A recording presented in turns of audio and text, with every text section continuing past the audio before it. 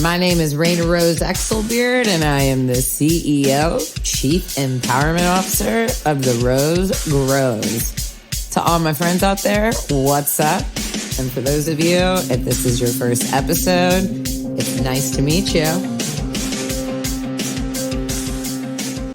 Hello, Luc. Welcome to the Rose Grows podcast. Hello, Rose. How are you? Oh my gosh. So I was just saying before we started the recording, since I met you in New York, I am feeling good. I am looking good, and I am attracting good. What about you? Well, guess what? All the above are always a blessing. So I agree with you. For me, yes, everything is blessed. Just doing what I do best, which is trying to use my platform to, to do good and help bring good, so that's basically it. But besides that, everything is blessed. I woke up, every day I wake up, it's a blessing for me. So it's another opportunity for me to change somebody's life. That's the way I look at it, or give somebody exposure for somebody that deserve it. That's it. Wow. It's crazy how energies can attract. So for those who are listening, the way that Luc and I met, I was just walking down the street in New York City. And the next thing I know, this guy's like, hey, I took this photo of you and your friend. And we start talking and I'm like, you have got to be Haitian. Yeah, that's exactly what happened. I was shocked. I was shocked. It's really funny because sometimes they say you can't look at someone and assume, who they are. But I can't tell you how many scenarios I've been in with you or with Uber drivers where when you get it right where the person is from, the other person is usually kind of like you said, really pleasantly surprised and it makes them happy. Yes, indeed. And I think the people that it doesn't make them happy is because they're in their own world, miserability of being miserable, because somebody guessing there's a lot of people that look like somebody else because of your race, your gene, your grandparents, your ancestors. But that doesn't mean maybe I was born in China. You know what I'm trying to tell you? Maybe I am Haitian descent, but I was born in China. People don't understand when you tell somebody certain kind of stuff and they take it the wrong way. Yes, there is certain kind of thing that they're supposed to take the wrong way, but you guessing somebody's nationality or say, hey, you look Mexican. People will be like, no, I'll never be. That's rude, dude. You don't even understand. That's rude to be saying, give that kind of feedback to someone. It's that's not me. So even if you would have guessed, oh, dude, you look Mexican. Let's just say you look Mexican. I would have said, really? I would have started with a Mexican accent for you, just to show you that maybe I could have been Mexican. Maybe I could have been born in Mexico. You understand what I'm saying to you? So, yeah, that was shocking to me, though. But the reason why I think it was more shocking to me is because I didn't know you was from that part of the town. That means you are used to our people. You understand? To my people. Let me just say that. You're used to my people. So once you said that and you guessed, I was like, whoa. That was one, and then it's just so happened to be that, yes, you knew exactly what you were talking about. It wasn't a guess, actually. You didn't guess. I don't think you guessed. That was not a guess. You just said it. You understand? It was right on point. Yo, dude, you Asian. And I was like, wait a second. How does she know me from somewhere? Yes, I am. So which was pretty awesome, to be honest. Yes. Oh, well, you bring up a good point when you were saying, me being in South Florida and having the opportunity to live around your people. I grew up in Memphis, Tennessee when I was 18. I lived in Israel for a year and, obviously got to spend a lot of time with Israelis, and being in South Florida for the last, 10 years, also obviously getting to spend a lot of time around Haitians. And sometimes I even surprise my family. We'll be the other day, my mom had an electrician in her house and I just looked at him. I was like, you're Israeli. In the same scenario, it was wait, how did you know? Literally. I mean, I think it's because you surround yourself. I know why you like it, because I am like that. So I have that gift. And I can guess like effortlessly, those kind of stuff. I know why. It's because you are somebody that's not afraid to meet new people. And so, and then I feel like one of the questions that people like us that can tell where people are from right away, one of the first questions that we do ask is, where are you from? You know what I mean? When we're talking to somebody. So we look at their body language, their features, and we like, oh, where are you from? And then we trying to like guess where they're from in our head. But then if we're wrong, we like, oh, okay, so that's how these people look like, people from that country. So they got this features because I've seen a bunch, and every time I ask, it's always this from there, from the people with that feature.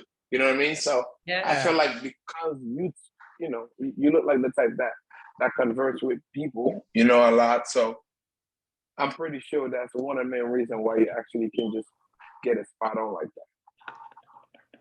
I love it. I love it. And it just goes to show too, like, the power of traveling and spending time around people. Like, that's a gift that anytime you use it, that experience it's free and it can make somebody else smile, maybe make their day. Indeed. It sure did make mine. Oh, I love knowing that. How you caught it? I mean, yeah, I was still shocked. Yeah, I mean, I didn't expect. But then again, you never been to Haiti, right? No, but So if you're down to go with me, I want to go. no, I'm not going with you. Definitely not. I'm not even. I don't want to go back to my country because of what's been going on over there. Yeah. Yeah. It's crazy over there right now. So I don't want to. I don't. People can say whatever the hell they want, but if you can't even come, if even in this country, that's like one of the most secure countries in the world. It's safe with the most with the one of the most protection. You can get protection. There's police. There's this. There's that. People are still dying from left to right. Well, why would I go to a country that's actually they got none of that, where the government is corrupt? Well, why would I go to a country like that?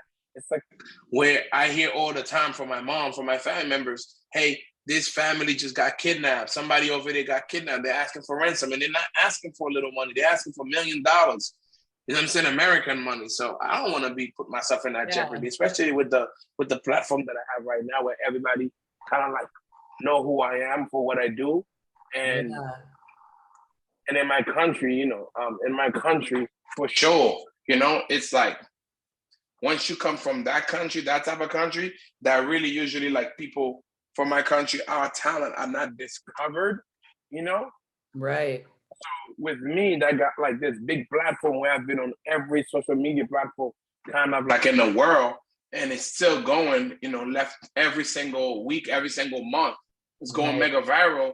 I don't want to be putting my face out there. My face is probably one of the count of the guys that's actually like of the list of people that, hey, if they come to Haiti, get them, ask them for a lot of money. You know what I mean? So it's so true that you say that. First of all, I was so excited for this interview. I told like all my friends about you. I was even telling the Holocaust survivor this morning about you. And you really are going viral on all these platforms. Everyone that I brought up your name to had seen one of your things somewhere. And for me, I've always been very vocal online about, being Jewish and caring about the Holocaust, and kind of what you said about like not wanting to go to Haiti.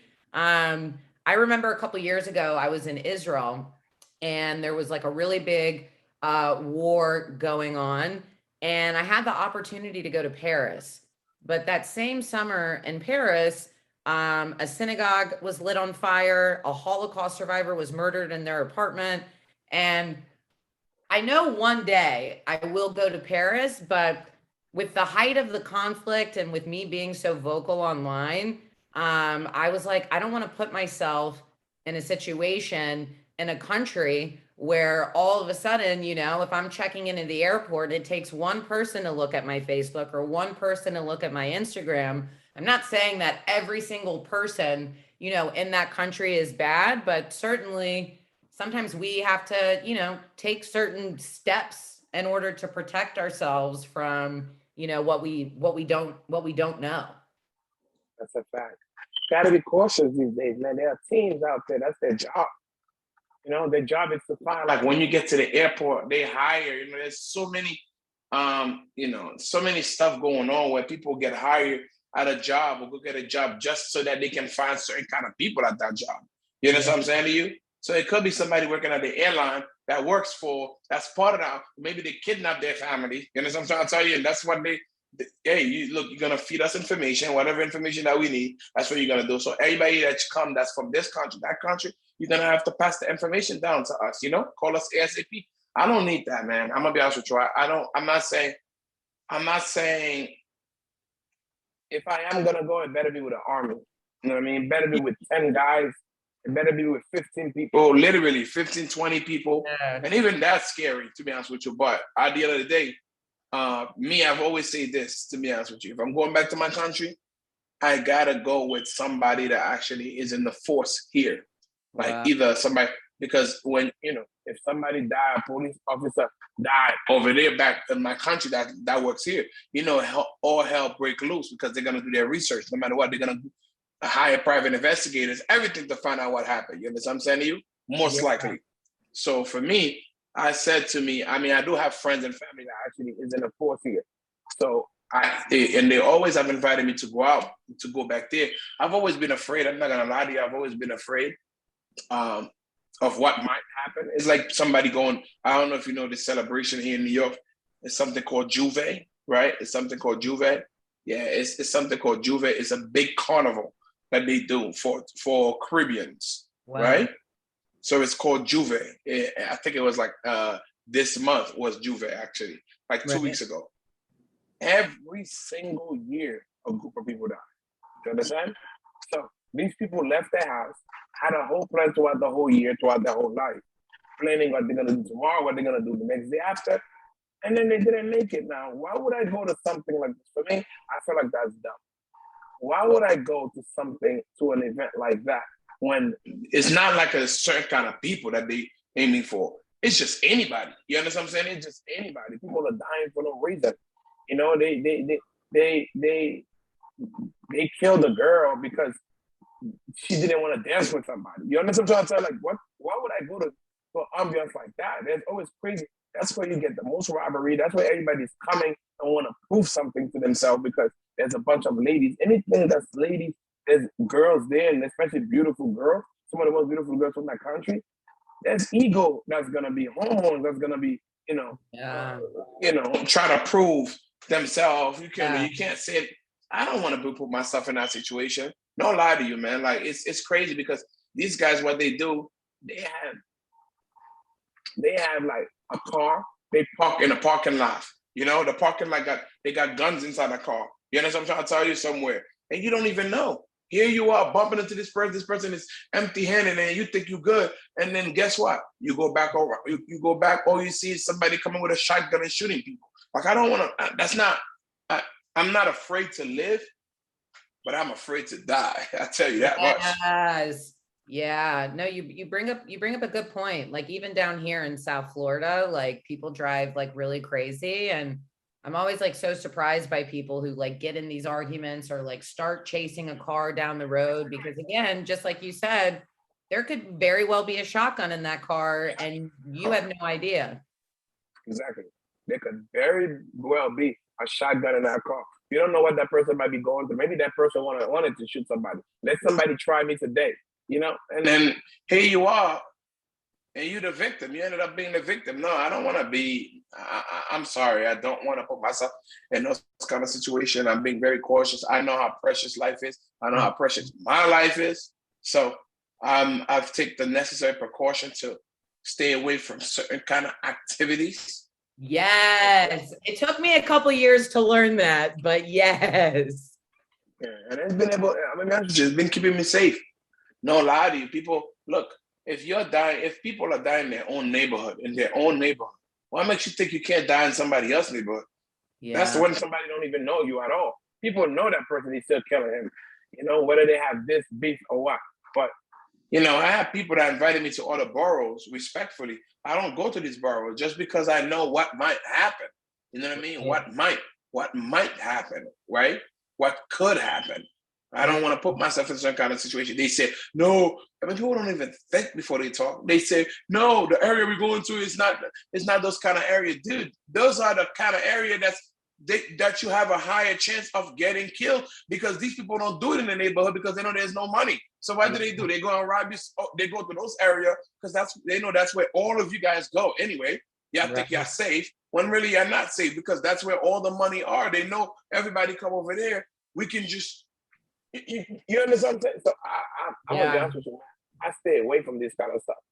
I listen, I'm with you on that one. It's, if you are in the wrong places with the wrong people doing the wrong things, whether you believe in God or like, you know, a higher power, you cannot receive blessings, opportunities, and possibilities when you're in the wrong place, period.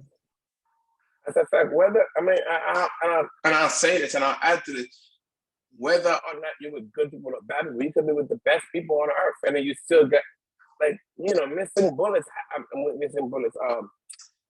You know, innocent bystanders, they get shot all the time. Yeah. You know what I'm saying? Bullet that wasn't even meant for them. You know what I'm saying? Just because. So it's not even about that. It's just that, like, I'm not saying like a lot of people, I always say this, a lot of people are alive, but they're not living, right? Yeah. But it's certain kind of activity I think those people do that makes them not living. Not, you know what I'm saying? But me, just because I don't want to put myself in those kind of situations doesn't mean I'm not living. You feel me? That's just mean I'm trying to stay alive. That's what that means. Yeah, 100%. I think when you said like ego, I think these people who you know, are like robbing others, like it's, you're using your gifts for the wrong thing, you know? Because like, imagine like how creative, you know, some of these people are, yet they're choosing to do something that really like only hurts them. Yes, you know what it is, man. A lot of these people, I'll back it up in certain kind of way as well. A lot of people doesn't know. These people doesn't know. They're not in that kind of world. I mean, some people get certain kind of exposure, some people doesn't, right? I just gotta emphasize on what you said, right? Yeah. Some people get certain kind of exposure, some people doesn't, right? So you can meet somebody that actually have all the tools. I don't even know how to use it, right? Just because, right? You can find somebody that don't have none of the tools that can turn it into everything. Now you do have some of these people that don't know any better. You understand? Because they haven't been introduced to any better. Yeah. So at the end of the day, it's like, even if they see it, they cannot believe it, because people are portraying an image online that they just got on and they made it. You know what I mean? Yeah. And they showing like they're making it while they're still struggling. So now here is this person thinking like, oh, look, this person is doing their thing, but I've been doing my thing for a long time and it's not getting me anywhere. Just think about it, right? Because these other people are not putting the process the right way out there. They are showing that, oh yeah, look, I started because they want people to accept them, right? So they actually portraying this image that they got it, they this, they that, and then without even knowing that same image is the one that's gonna actually stop you from actually reach your full potential, right? Respectfully. So for me, I'm a hard worker. I believe is anybody that works hard and that's dedicated, that's consistent, is gonna pay off. It might take you longer, right? It might take you longer. Everybody got a process. You just gotta trust your process, right? So now there are people that will tell you, oh my God, you missed out on this opportunity. You should have took this, you should have done that. But they don't know, they're not you. They don't know what's best for you. Nobody can tell you what's best for you besides yourself. And right? Sometimes, and I'll note, like 3 years I've been, you know, running my own business, and everybody means well, but sometimes if you listen too much to others, part of your process, all of a sudden you're on a whole new exit and you're like, how the hell did I get here? And you're like, because one person said one thing, I shifted my focus and here I am. Now, that's what I'm saying to you. Like, a lot of people don't ask for proof. You understand? A lot of people just believe what they see because, you know what I'm saying, that's the world we live in, right? If I look like I got a sick apartment, that means that I must have it, right? You know what I mean? Like, if I live, that means I must have it. But there are people that have that without even knowing that. It wasn't the income. It wasn't this. That apartment is not even under the name. You understand what I'm trying to tell you? Like, at the end of the day, it's like, you don't even know any of that, but here's this person. You don't know what deals they did. They probably say, hey, I'm going to pay you for that year. Don't run my name. Don't do any other kind of stuff. This person is like, okay, you're not going to cause no trouble. I'm barely going to be here. Here they pay the money in advance. You understand what I'm trying to tell you? And then just get the place. You don't know how. You know, that's why certain kind of places, when people tell me, oh, I live here, I live there. And I'm like, dude, this is places that, for me, I can get like this with my eyes closed, like effortlessly, just because there's no background check. There's no this, there's no that, there's no this. Right, you know, right. there's no income, there's no income. I mean, these people, what they don't understand is this, is that me, I'm going to tell you this for sure, in New York, you know, anybody that you see that name is on a lease, they can show you a thing with their name on a lease and all that. I mean, they got to have great credit. You know, not just good credit. You got to have great credit. You know, especially in luxurious condo, luxurious apartment, you got to have great credit. You got to make a certain amount of income. You know what I'm saying? I actually just read an article about that like a lot of these buildings in New York, it's like you need to make 4 times the amount of rent and income. And then if you don't make it, whoever signs for you, it's something like they have to have 8 times. They have to, yeah. It's not a joke. Like, it's crazy. It's 40 times the rent. That's what you have to do. Wow. 40 times the rent.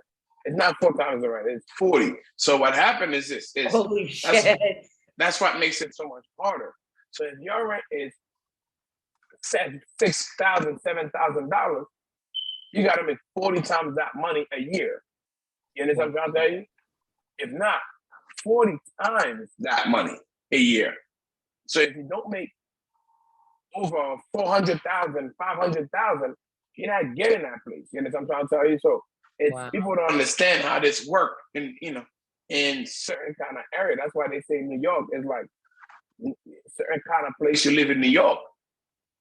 You know this person is actually doing something right, but then again, you still don't know. You know what I'm trying to tell you? You still don't know the downside. You know what I mean? You bring up such an important point in terms of like not everything is as it looks. I remember like when I first moved to South Florida at 19, I'm like seeing all these people living in mansions and like driving super, super nice cars and having like the best clothes that you can think of. And once I found out that like a lot of these people don't own their homes, they're living on credit, they don't own their cars, they're not paying off their credit card bill. You know, I grew up middle class, and I always, you know, like any person would like look at people who had more, thinking that they also had more in the bank account. And just as I've gotten older, just because somebody, like you're saying, like they live in a fancy building, doesn't necessarily mean that they have more than you money. And also, as human beings, there's nobody who is above you or below you when it comes. That's a fact. Because your life can change like this tomorrow.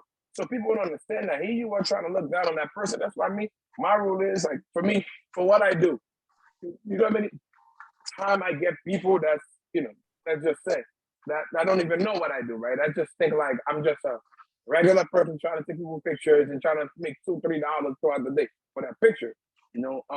So it happens a lot to me where I take somebody's picture, I try to talk to them, for example, and I tell them all the time, and I always tell people that, because some people doesn't process what they say because they're only trying to listen to themselves. They're not trying to listen to you, right? So let's say me, and which is something that happens to me all the time. I take somebody's picture, I see them walking, I take that picture, I try to show it to them, right? Here they are walking and ignoring me and just being rude. Like, not even like, no, man, thank you so much, bro. I'm having a blessed day. I'm okay. I don't need no pictures. Walk. Now that's respectfully declining me. That's okay. I'm not gonna say I cannot take it. I can take it with no problem. Anything, because I'm used to this. But because I know who I am, what I do.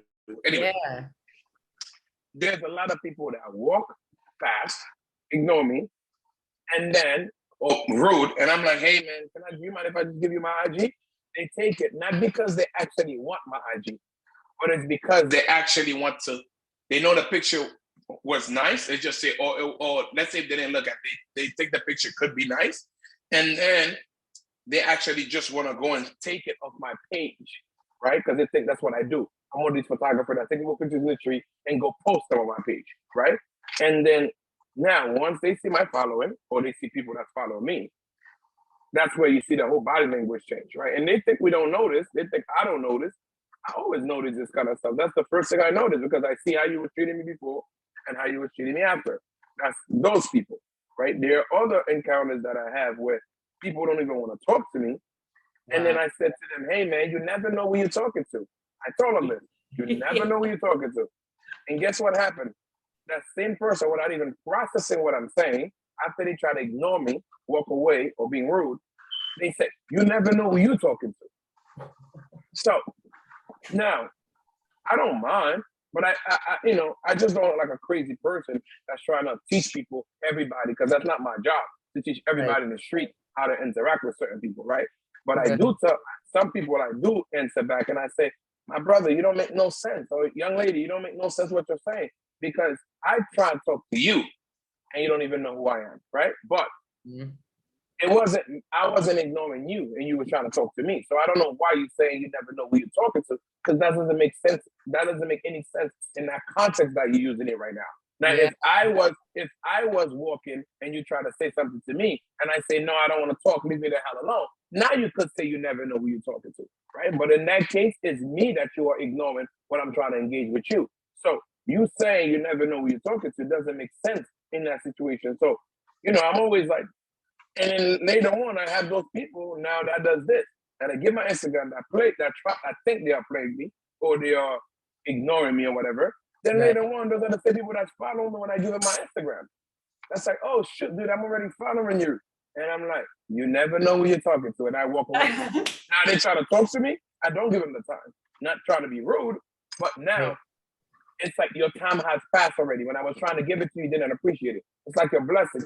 Your blessing doesn't come many times. If you do get that chance, that's God basically just know what is the higher purpose that you have, what you're gonna get or to do with that blessing.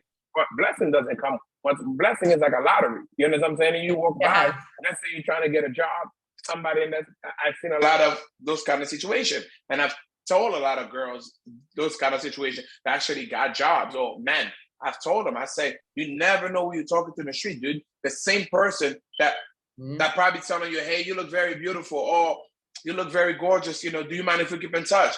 Politely, respectfully approaching you, let's say, right? Now, I'm not saying for you not to be cautious, but don't be rude, because guess what? You could be rude. The person that just told you that could be the same guy that's the manager or the general manager of that place. And here you are trying to get a job, and you just came from there. Guess who you're going to see for the interview the next day, and without even knowing that's him. You know what I'm trying to tell you? So that's why I always tell people, a lot of people I feel like are closing their own blessing without even having the door open yet. You know what I mean? So totally.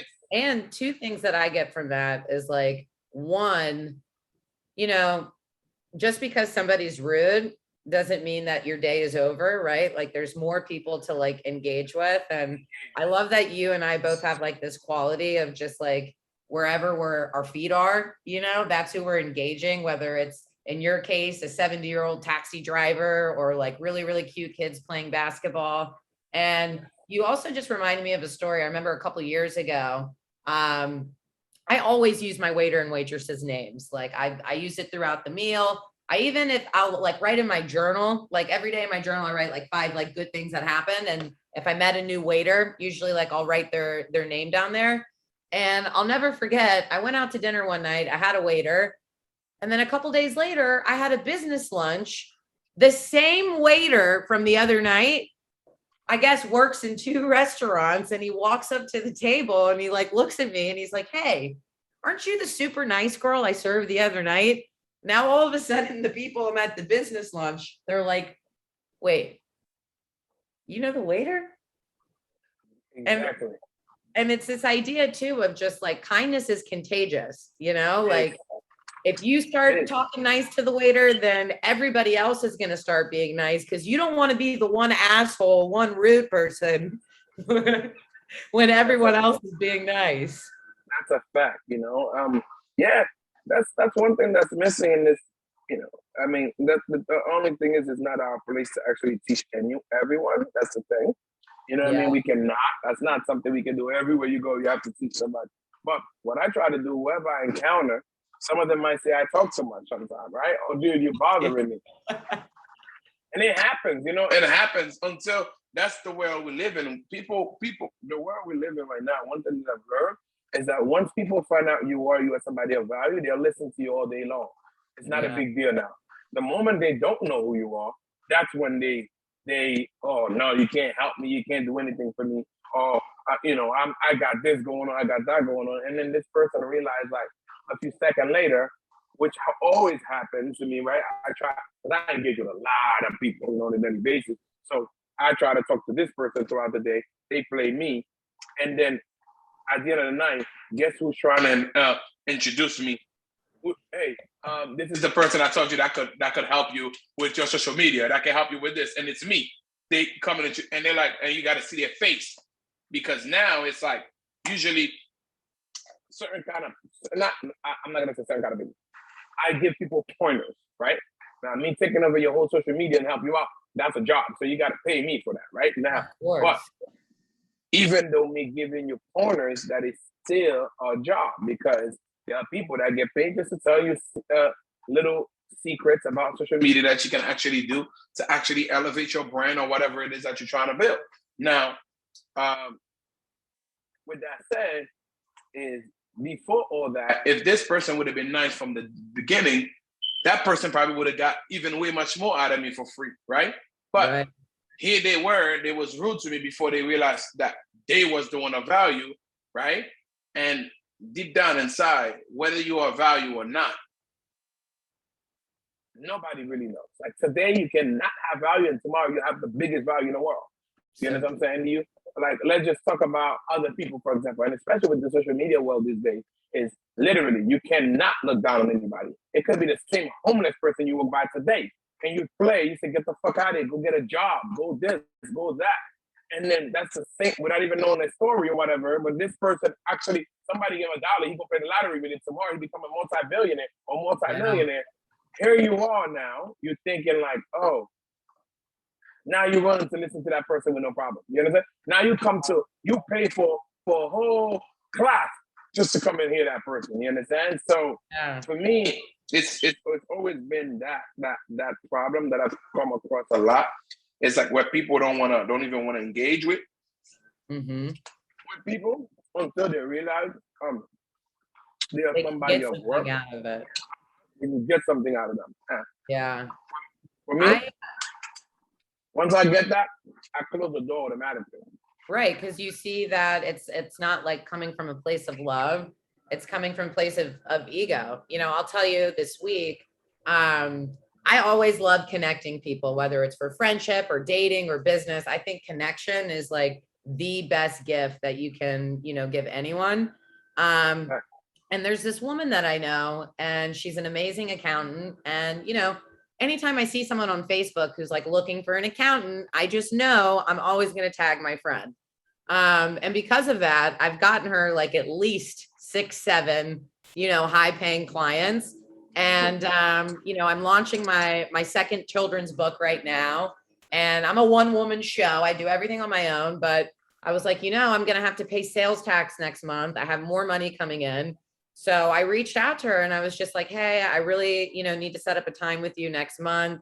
I know how to like log into my business account. I know how to find my numbers on Shopify. But I just, you know, I really would love to do it with you so that like I have the confidence and, you know, submitting that information correctly. And she hit me back immediately and was like, yeah, have all your stuff ready, be ready to share your screen and we'll get it done. And it's like, you know, when I was sending her all those contacts, I had no idea that I would need her support like later for the sales tax. But, you know, when you always come from a place of love, when you ask for help, people are more willing to help you because they're like, you know, I'm helping someone who I like succeed. Exactly. That's the way it works. I can agree with that. You know, and my only rule has been this. I only got one rule when it comes to helping people, to be honest with you. Yeah. It doesn't matter where you at in life, what you're doing. You got to be dedicated to what the hell you want to be. You have to have goals. You have to have Maybe you don't know how to bring your goals to life yet, right? You don't. Maybe you don't. But I need to see you put in the work behind it, because a lot of people just don't want to do no work and they just want to get it like right away. I'm like, no, dude, that's not how it works. It's not even gonna be beneficial to you if I tell you the secret right now. If I tell you the secret right now to that, it's only gonna hurt you in the long run, because you're not gonna be a master of your craft. To become a master of your craft, you have to actually make a lot of mistakes so you can learn this, that, and the third. So now there's certain kind of stuff people cannot tell you anymore. It's like they can only give you their opinion. It can never be a fact.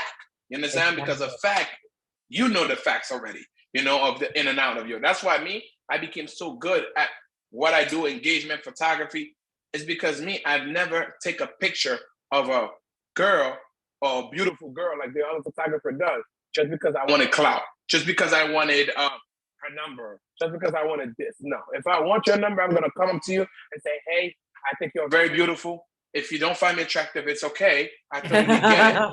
I will tell you straight up like that. If you don't find me attractive, it's okay. I totally get it. But I find you attractive, and I wanted to know if that's something, if you wouldn't mind keeping in touch. I don't want it to be because I have a camera in my hand, that's why you want to keep in touch with me. Because now later on, I'm gonna be a weirdo to you, right? I don't want to be that, right? I don't want to be the guy that you looked at and you're like, oh my God, I thought he was a photographer. I thought he was just keeping in touch because of art. No. You understand what I'm saying to you? Now, the reason why I became so good at everything that I do is because, especially when it comes to the photography, is because I take pictures of anyone and everyone, whether you were a kid, whether you were homeless, whether you are an old lady, it doesn't matter to me, right? I see art in everything. But what I do see, that's everything for me with photography, is energy and vibe. So if you have good energy and good vibe, that's the people that I approach. You could be the most beautiful girl right now, and I try to you can have 20 million followers. I have a lot of people that I take pictures of in the street that tell me, oh, I have this my followers. I could give the picture and let them post me and do whatever right now and gain clout. But what they don't know is they're only giving themselves, oh, I can give you clout, I can help you. And I'm like, dude, I bring more numbers than you can ever imagine of bringing. You know what I'm saying? And here you are talking about you trying to help me. That's not how you talk to people. You should be like, hey, man, listen, I love these pictures. Your work is amazing. I would love to pay. But is it a possibility that we can actually do an exchange, you know, where we can do a collab or something? But they don't talk like that. They just automatically think that they can help you, right? Without even knowing who you are. You know, it's like that's not how it works, dude. That's why a lot of doors open for you, but because you don't have, you build yourself. You don't have that win-win mentality. Yeah, also, that's exactly what I mean. Win-win mentality, but also, they don't have no dignity. Those are the people that really sell their soul just to get anything. You know what I'm trying to tell you? It's not like somebody come, like just 2 days ago, a few days ago, me, person, I'm going to tell you why, right? And I don't want to say, we are getting, into a deep conversation. That's why I'm sharing this with you. But just, I think like a week after the 70-year-old taxi guy, the video went viral. On my page, it got 40 million, right? A second video I did with him, the one that I did with him, the second one, got the one with 34 million. Yeah, with him shooting behind the fence. There was a collab to help him, right? So now, the funny thing was, we was NBA, and I mean, this is not just my video, right? Every video I do for what I do when it comes to content creating, it's either, when it comes to trick shot, it's nothing but the highest, the elite, the most insane trick shots. You can think of for somebody that's doing something with at my size for the sport that I'm doing it, which is impossible, right? And also how effortlessly I do it and I make it look, right? Yeah, so, and with your sounds, like the music gives the music, yes. I'm a master of all this, right? So that's just the trick shot part.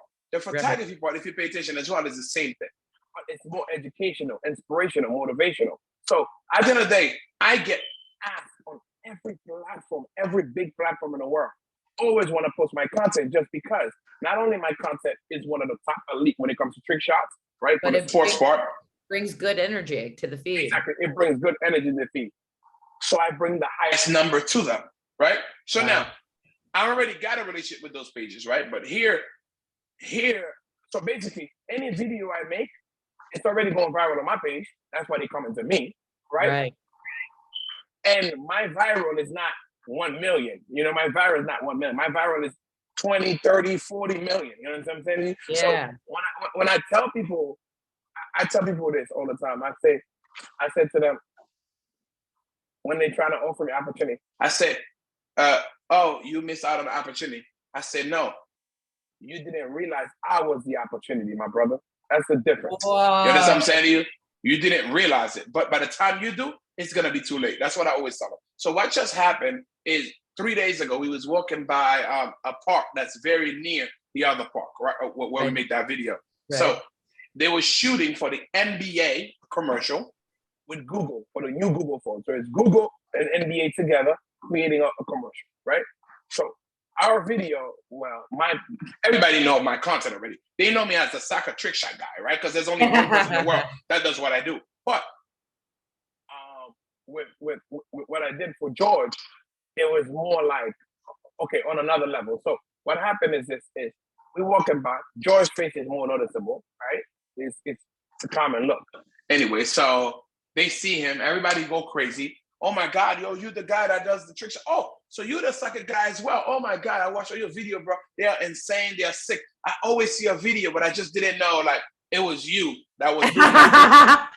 Because the way it looks now, it looks like I am putting it in the spotlight. They didn't understand that was my purpose, is to put on the spotlight, not to make it about me, but to make it about him. And then sometimes I tell you, if I wanted, I could just kick that shit inside and I could make it over there.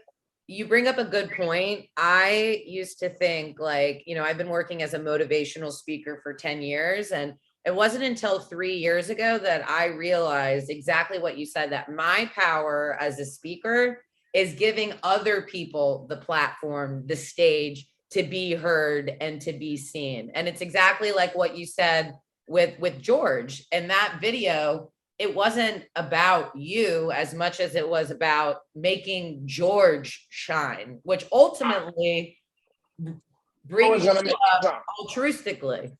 Always gonna make me shine. But that's why the problem is a lot of people, I tell people this, I never post anybody on my page. I build that page and go viral every single time with no females in my video, with nobody shaking booties, with none of that.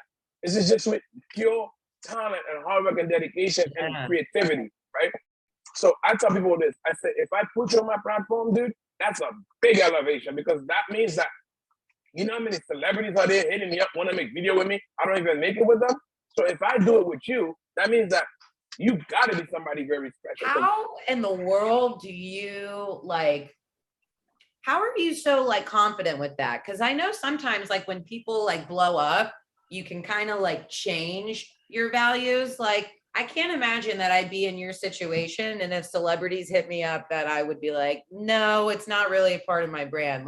How have you been able to stay true to who you are? And how long has it always been Beautiful Souls in NYC? Was that your first username? How did you start this thing? How long did it take to get viral? And how are you still able to be Luc despite, everything else that comes in, whether it's money or contacts, whatever? So to be completely honest with you, this thing started because I started because I used to teach soccer. So that's how it was. I'm a soccer coach. So I was so good with the kids. I was everything. So I was a soccer coach, right? So my own content, I have a page for that. It's called Fitness Football / Boxing, because I used to teach boxing and soccer, right? So it all started with that. I had a soccer class, a few soccer classes. I used to work for a company. The company fired me because they wanted it to be just rec. They hired me for. So basically, I just come there and I just watch the kids play. But the kids would hurt each other because they don't know how to play. So I took the initiative to actually start showing the kids how to play. They didn't like that. So then I went and did a tournament to make it more intriguing. And I said, whoever wins get a trophy. And then they get medals. So I went and I asked them for the trophy and the medal. The company, they said, no, they're not doing that. That's not what they do. They just want the kids to come over there and just relax. They just want to make free money from those kids, and that's it. Bare minimum to say, they just want to make them, exactly, check. They just want to get the money. That's what it is. So I said, this is not what I do. When I applied for this company, I thought I was a coach. I'm a coach. You met me as a coach. So I'm not coming over here just to actually just sit down and just look at kids. Babysitter. Exactly. I'm a babysitter there. So so I started that little tournament between the kids. And then to the point where when I went to ask them for a trophy, and they told me, no, they're not going to do that. No, that's not what they do. So I went out of my own money that I get paid, buy trophies, buy medals, and then I give it to them. When I give it to them, they fire me for that. When they find out, they fire me. They say that that's not what this is for. Parents is going to expect this, is going to expect that. I said, that's what you should do because you're trying to get those kids into your program anyway. So why not get them ready from the beginning? Anyway, so long story short, they got mad. I got fired. The parents that found it out went crazy. I mean, I just got to be honest with you. White people don't play. I'll say this respectfully, okay? White people don't play. Once they love you, it's over. You know what I'm saying? It's over. They go in and out for you. So what happened is this, is they actually went, I was never just a coach. There are people that are coach and there are people that are mentor, right? Yeah. I was never just a coach. I was a mentor. I was the person that the kids, the parents will come and they can leave their kids for the whole day with me. And then they're like, oh my God, I don't mind. You know what I'm saying? I was never one of those, your parents come late to pick you up. I'm leaving you in the court. I'm going to do my own business. No, I'm staying with you. You come late. It's okay. I understand. I'll just tell you, please try, to do better next time, because I may have other activities I have to attend. So, but when it came to the kids, I could never I love kids anyway. So I could never be rude or be anyway to certain levels. So the parents actually said to me, hey, I don't like what they did. I know how much the kids love you and what you did for them. I find out from the nannies. We have all the parents email in a group chat because they have everybody in a group chat already. So they said, yes, we're gonna send them a message, let them know what happened, and then you can start your own class with us. We'll sign up with you. So that's how it started. And how did that make you? Don't lie. In that moment when they're like, we want to help you start your own thing, were you surprised? Were you honored? I was not surprised because I already know how they felt already, because they heard from the nanny that they had never seen a coach like that interact with their kids the way I do. You understand? This wasn't just from the first class. Right. I mean, I didn't wait from the last class and did that. I started it from the beginning when I first started. You know what I mean? I used to come, I used to watch them play. I used to go play with them. I wasn't even supposed to play with the kids. I play with them. I'll stop them. I say, look, you could have done better here. This is what you could have done. You see that guy over there? He's screaming, pass him the ball. So I was one of those guys. So already, the nannies was already telling them about me already, was already coming to me and saying, hey, man, I just want to let you know, there's nobody like you in this program. They are blessed to have you. You know what I'm saying to you? So it was always the interaction when the kids see me, the way the kids come and hug me. Hey, Coach Lucas, I'll have a little present for them. You know what I'm saying? And I'll ask the nanny, hey, can I give him this? I have something for him. I didn't tell him because I didn't want to get you in trouble.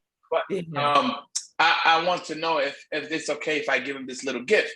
And just in case if he's having a bad day today, you never know what kids are going to. Kids are getting bullied in school, and you don't even know any of that going on. So with that said, is they already love me already. But what I was surprised about, though, that they will leave that program. That's what, if you ask me that was better. They will leave that program to come and, be in mine just to help me out. That was a whole different kind of ballgame, because they could have helped me get a job somewhere else. You know what I'm trying to tell you? Yeah. They could have, right? They could have helped me get a job somewhere else. They could have reached out to anybody. These people got a lot of connection. They could have, but they saw the passion in me from what the parents are saying, from what the kids are saying. The kids don't even want to miss class. You know what I mean? Kids didn't even like to go to this stuff like that because they used to get bullied. They used to get this, because like I said to you, the kids, they will put them in a whole little space, but then the person that's supposed to be watching them is all the way over there talking on the phone. And you know what I'm saying? But here I am, I'm in the middle of everything. So I'm paying attention. If this kid say something, I'm like, why did you say that to him? You didn't have to say that. How would you feel somebody say that to you? So it was like a whole I was like home for them. I was like, gosh, this is like our father, but the cool dad. You know what I'm saying? Yeah. This could be our mom as well, but the cool mom. You know what I'm trying to tell you? So I was like that guy to them. So then when the mom heard, you know, hey, we're not gonna go to Coach Lucas today. No, I'm not. No. Now listen, and before me, they would tell them, hey, we're not going. We going away this weekend. We're not going to class. Yes. Yeah. Yes. You know what I mean? So they didn't want to go. Now they're like, no, they crying to go. So they wanted to realize, they wanted to see what was going on, and they couldn't because these parents hire a nanny to come for a reason.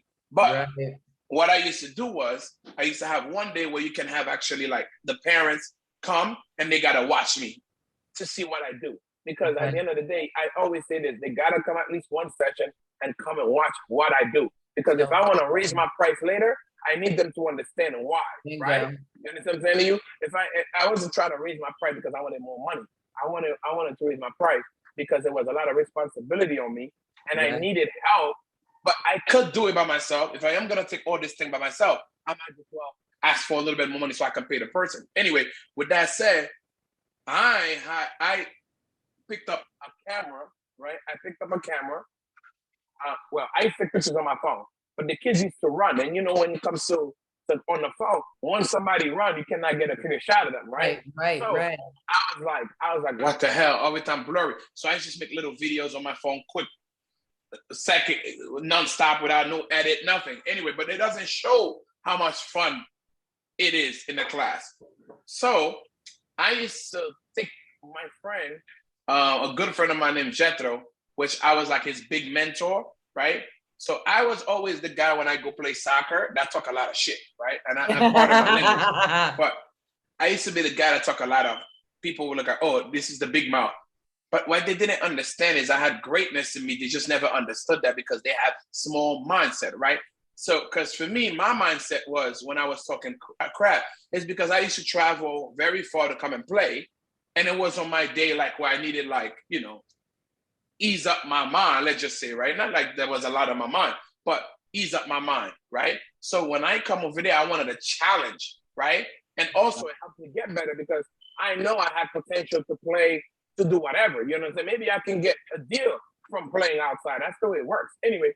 Yeah. So I used to be the guy that tell you, oh, you, come on, your team is whack. I'm going to beat you guys right now. Y'all might just call the next team. So then what they didn't understand is I wanted them to play their best so you can bring my absolute best.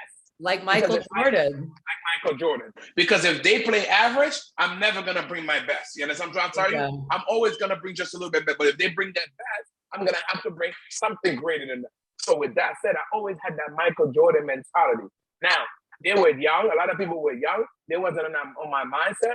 It wasn't until they get older. That's when they understood what I was doing. Anyway, now, so when I used to go take pictures, I met this guy, Jethro. That's where he come in.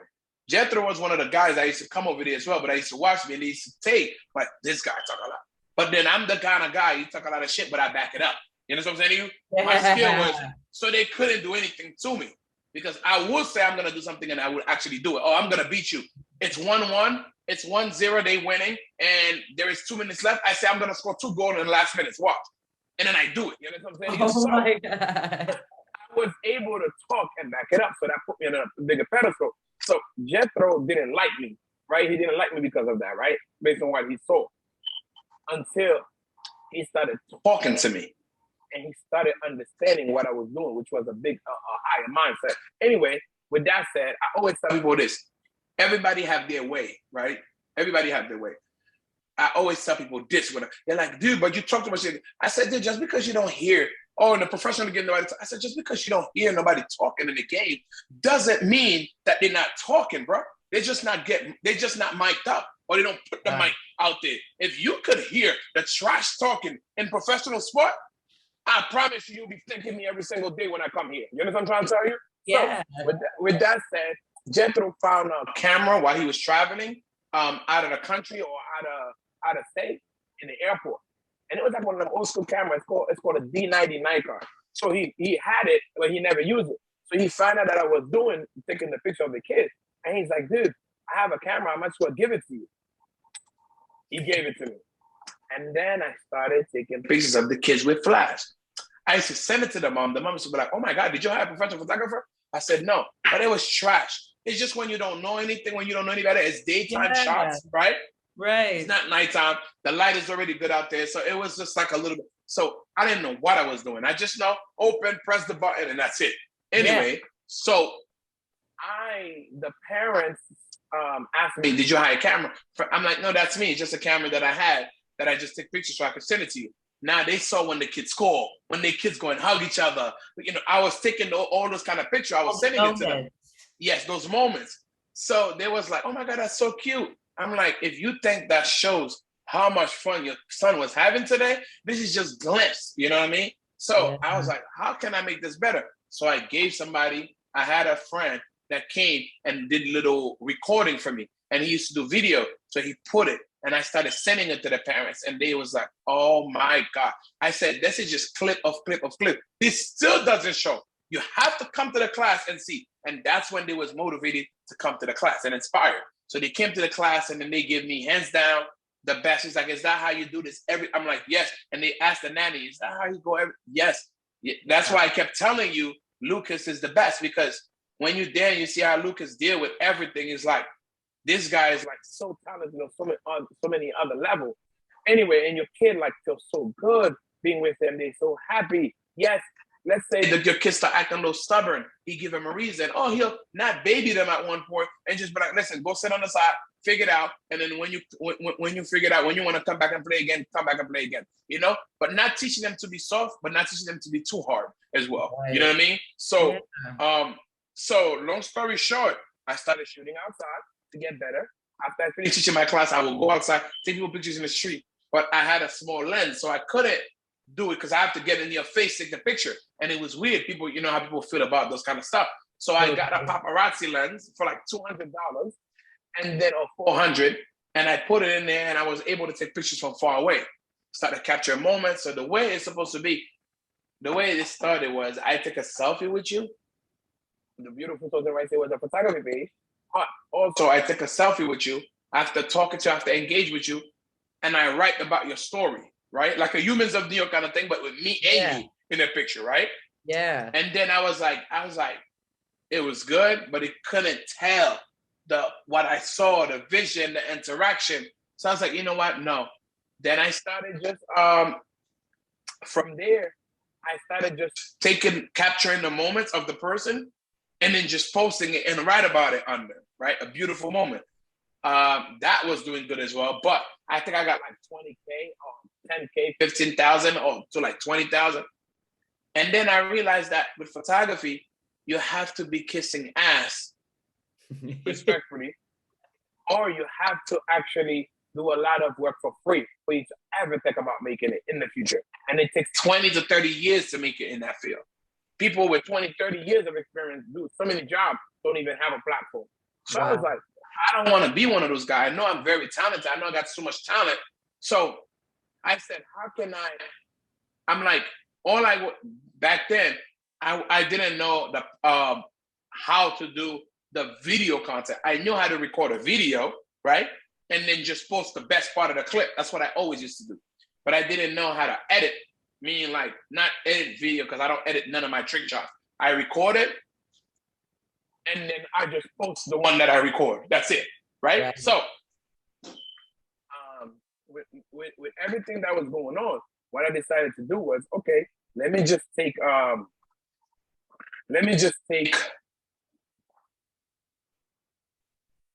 with all the so basically with the recordings, what I used to do was I'm just gonna take the best part of the recording and post. But with the kids, it was different, right? When I used to go out, I didn't know how to put all that together when it comes to the kids. So I started doing it another way by just hiring the person. And when I hired a person, I just kept going out and shoot and shoot and shoot and shoot. I became so good. My Instagram started going a little bit up, but the pictures could never do me justice because pictures, it just show how good the model is. But as for the photographers, regular photographers, I wasn't taking pictures of girls or models. I was capturing moments. So my V picture was getting a little bit better engagement than other people, right? And until I found out what video content, real video content was about, right? And then I started seeing different ideas. But how I went viral is I realized that photography was going to take me forever to grow, forever to grow, forever to grow. So I said, how can I show? Should I create a different page for soccer? Before I even started doing a church shop, I used to do those kind of stuff, but now record them, not record them, right? And then I would do the sickest stuff. And I'm looking online, I'm like, they posting that? That's went viral? You understand? I'm like, that went viral? Like, I'm like, this person really edited that. You understand what I'm trying to tell you? That wasn't a real video. They didn't even do that. I'm like, I'm doing this kind of stuff. And so that means my videos are real. I can go crazy viral. Anyway, so I realized that I had to do something else to actually help my platform grow. So with that said, and a lot of people, when they used to book me, they didn't understand that I do this, I do that, I do this. You understand what I'm saying to you? So they used to look at me like, oh, this is a guy that's just in the street taking pictures. He needs me. And I'm like, dude, you don't know what I do. I have a program where I make close to $30,000 to $40,000 a month. You understand what I'm saying to you? So when you tell me to come for 1 hour, to come and shoot you 2 hours, and you're gonna pay me only $100, I'm like, do you know what that does for me? I'm like, I can go teach my class and make $7,000 with kids. Yeah. I'm like, this is not, and I'm not making no. And I'll say for those who are listening, my brother, who when you do make it to Florida, I want you two to meet, he like also always points out to me that it's like, you know, the equipment that you guys have is thousands of dollars. And you have to show up with all the equipment and God forbid, like keep the equipment safe and then take it home and edit. He's like, for anybody to pay me less than $500 to show up with my thousands of dollars of equipment, that is like very delicate, you know, it's really like, people don't see that side of it. They just see the glamorous photos or like the end video, and they just think like, okay, just take 2 seconds. Let's just get a $500 camera and it's gonna work. But that's the thing. I think it's the photographer's fault, because the way photographer did is they only work with the people that are big. They only work with the people that have clout, because that's how they built their clout. They only wanted to work with the beautiful girls, right? Because they didn't understand the art was dumb. They thought the art was the girl. I'm just gonna show it. So the problem was, for me, thank God I've never went that route. I'm telling you right now, I'm so blessed. I started photography and I wasn't around those photographers. Because if I was, I would be doing the same thing. You understand? I was just in the niche of my own. You know what I'm saying? And I was just like, I always said, I don't want to be like that, dude. I'm like, you stop at every girl that's pretty taking the picture. I'm not saying that's not cool. But if you're trying to like build yourself, these people don't even want to pay you, bro. They don't want to pay you. Why would I do that? I said, what if this is what I always tell people all the time that tell me, oh yeah, but people usually pay me. I said, yeah, but what if when I'm shooting you want me to come and shoot you for free for my expensive stuff? What about if I drop my camera while I'm shooting you? Are you gonna buy me another one? Because how the hell I'm gonna make money somewhere else now? Since you say you want this for free, let's say I do you that favor. I want to do it for you for free. The least you can do is pay for my dinner, pay for my Uber to go and come back. Pay for my Uber for me to come back. People listen to this part. Yes. Very, very important. You have to take care of people. You have to. That's the thing. They only want to do that when you become big. You understand what I'm saying to you? And for me, I would never work with that person again. I'll tell you though, but part of being big is also having that mindset. Like, I had a speech in June with like all the, like 23 Holocaust teachers from all over the state of Tennessee. I brought in my video guy from Memphis, and I paid him the most I've ever paid a videographer, but I was like, this is a big deal, you know. And fortunately with him and I, you know, sometimes I can pay him for projects, sometimes I can't, but I can hook him up with other people who will pay him, you know. And I'll say this out loud because, you know, we're being real here. At first I was like, okay, when the videographer gets here, like he can just like, he'll stay in my hotel room, he'll sleep on the couch. And my best friend, who like also came in to be like my hairstylist, my makeup person, she looked at me and she was like, Rayna, like, you need to get him his own room. She's like, you know, you're going to be like a big person one day. Like your film person like needs their own room. Like just because they're your homie, like doesn't mean that they should sleep on the couch just because they could. And, you know, it's obviously I wasn't excited to spend the extra $300, but when I finished that event and I went to the airport and I made another connection for a new event, that's another story. But when I got to the airport, I honestly felt like such a badass because not only did I do this amazing speech, not only did I get this great honorarium, but like I felt like a professional. And had I just like put that guy on the couch, he wouldn't have felt like a professional and I wouldn't have either. And what we put out in terms of art would have been influenced because our energy is behind, you know, all the stories that we tell.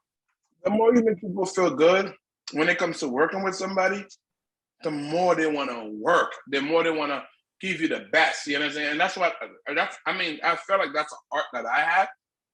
Same. But for me, I've never been the type of guy that would actually ask somebody and not pay them. That's not me. Like if I'm looking for you, if I'm doing your service, if I do something like that, it's because you owe me a lot.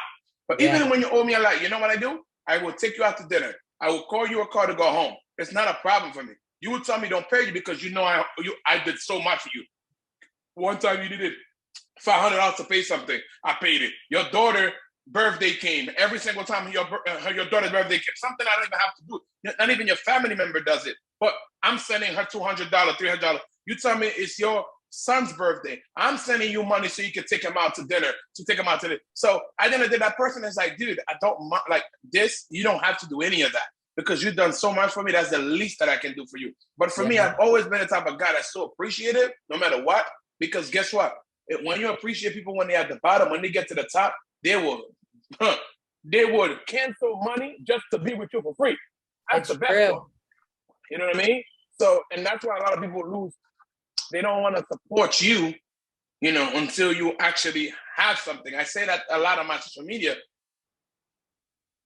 A lot of people doesn't even repost, that follow me, don't even repost my stuff until they actually see me on all the big platforms. And I say, at that time, I don't even need you anymore, dude. I don't need you because I'm already viral already. That's why everybody's posting me. So I don't need you at that point. But now you want to tag me. Now you want to post me in the story. Look at my boy. I'm not your boy. Because if I was your boy, the moment I posted, your post notification would have been on. Because you know, I don't post no stupid content. I post elevated content. I do, you know, one of a kind tricks. I'm an inspiration. I'm a motivation. So if you're not following me and turning post notification for me, right? And I'm not saying because I don't follow nobody, because a lot of people take that the wrong way. And I always tell people, I have a lot of people that get mad at me because I don't follow people. I said, dude, I did that not because of I want to be Hollywood. I did that because I don't want to be watching people's content that's not doing nothing with their life. That's not being, dude, I'm a consistent person 24/7. I'm outside. Do you know what I have? And I'm still outside trying to take pictures of people. Dude, I can go make a video and make more money, 100 times the money that I'm trying to make from you right now. But here you are, you don't even understand that. You don't even process that because you're in your own world. Yeah, you know, you say that and it's interesting. I like Gary Vaynerchuk. He's always saying like create over consume when it comes to content. And you know, I try to post something every day. But it's interesting on the days that I don't post. Sometimes I like to think, well, Rayna, how many hours today did you scroll through Facebook news articles and Instagram looking at other people's stuff when like 5 minutes, 10 minutes, or even an hour, instead of consuming, you could have created something. And I don't know if you find this too in your with your business, but sometimes it's the things that I've made a long time ago and I already have, or something I make in a couple seconds that I'm like, okay, whatever. You put that up and all of a sudden blows up. You're like, this? Yes, I agree. I mean, for me, all my contents are elite. But what people don't understand is that when it comes to social media now, it's controlled. You understand what I'm telling you? Yeah. It's not like before. You know what I mean? It's not like before. Right? When Instagram first started, they didn't have any of this stuff because they couldn't control it. Once they found out how to control it, that's when they became a business, right? That's when it became like, okay, you can pay to get more views. You can pay to promote your own video in certain countries and this and that. So at the end of the day, a lot of people doesn't understand, like it's the way social media works is crazy. Like, you know, There is certain stuff you can post today that don't go viral, but you can post them another week later, 2 weeks later. You can post it with the same thing. Another week later, it doesn't go viral. Or it go viral, it only get 1 million views. But if you would have put it with this song, with this sound, it would have got a certain amount of views, even much more. Because the reason why my content does so good is I post inspirational, motivational content, whether it's trick shot or photography and videography. Now, when I use the sound, because I know how to use sound properly on the right note, on the right beat, on the right, because I pay attention to all these details, and that's what made me, respectfully to anybody out there, that's what made me one of the top, for me, the way I look at it, one of the most elite creator in the world. Say it, baby, say it. Because of how I do my content. If anybody pay attention, a lot of people post content, but they don't pay attention to all this little detail. You know what I'm saying? Just like you said, when you watch my video, it's not just the video or a song over it. The song goes perfectly as if I recorded the song. Like I think I'm like Jesus, and I don't, you know what I'm saying? Like this is every single one of my content. You know what I'm saying? So it's like, and I create a lot of content. I post a lot of content. So I tell people, for me, I do that a lot. Certain kind of content, it doesn't, let's just say I post it and it doesn't do good. I know it wasn't the right time now. That's what it is. It wasn't the right time. Maybe it wasn't the right style. Yeah. You know what I mean? So what I do, or I post it, it's doing good, but then Instagram flag it because of the sound. Right? That's been happening to me on so many of my speaking videos. I'm like, why is that, Luke? Why does it do that? Like, why does it let you use the sound and then all of a sudden a month later it's like, sorry, no sound? You want to know why? Because the people that's using the sound, because you got it from another sound sometimes, right? It's from a song, you saved it, from a video you saw, you saved the sound.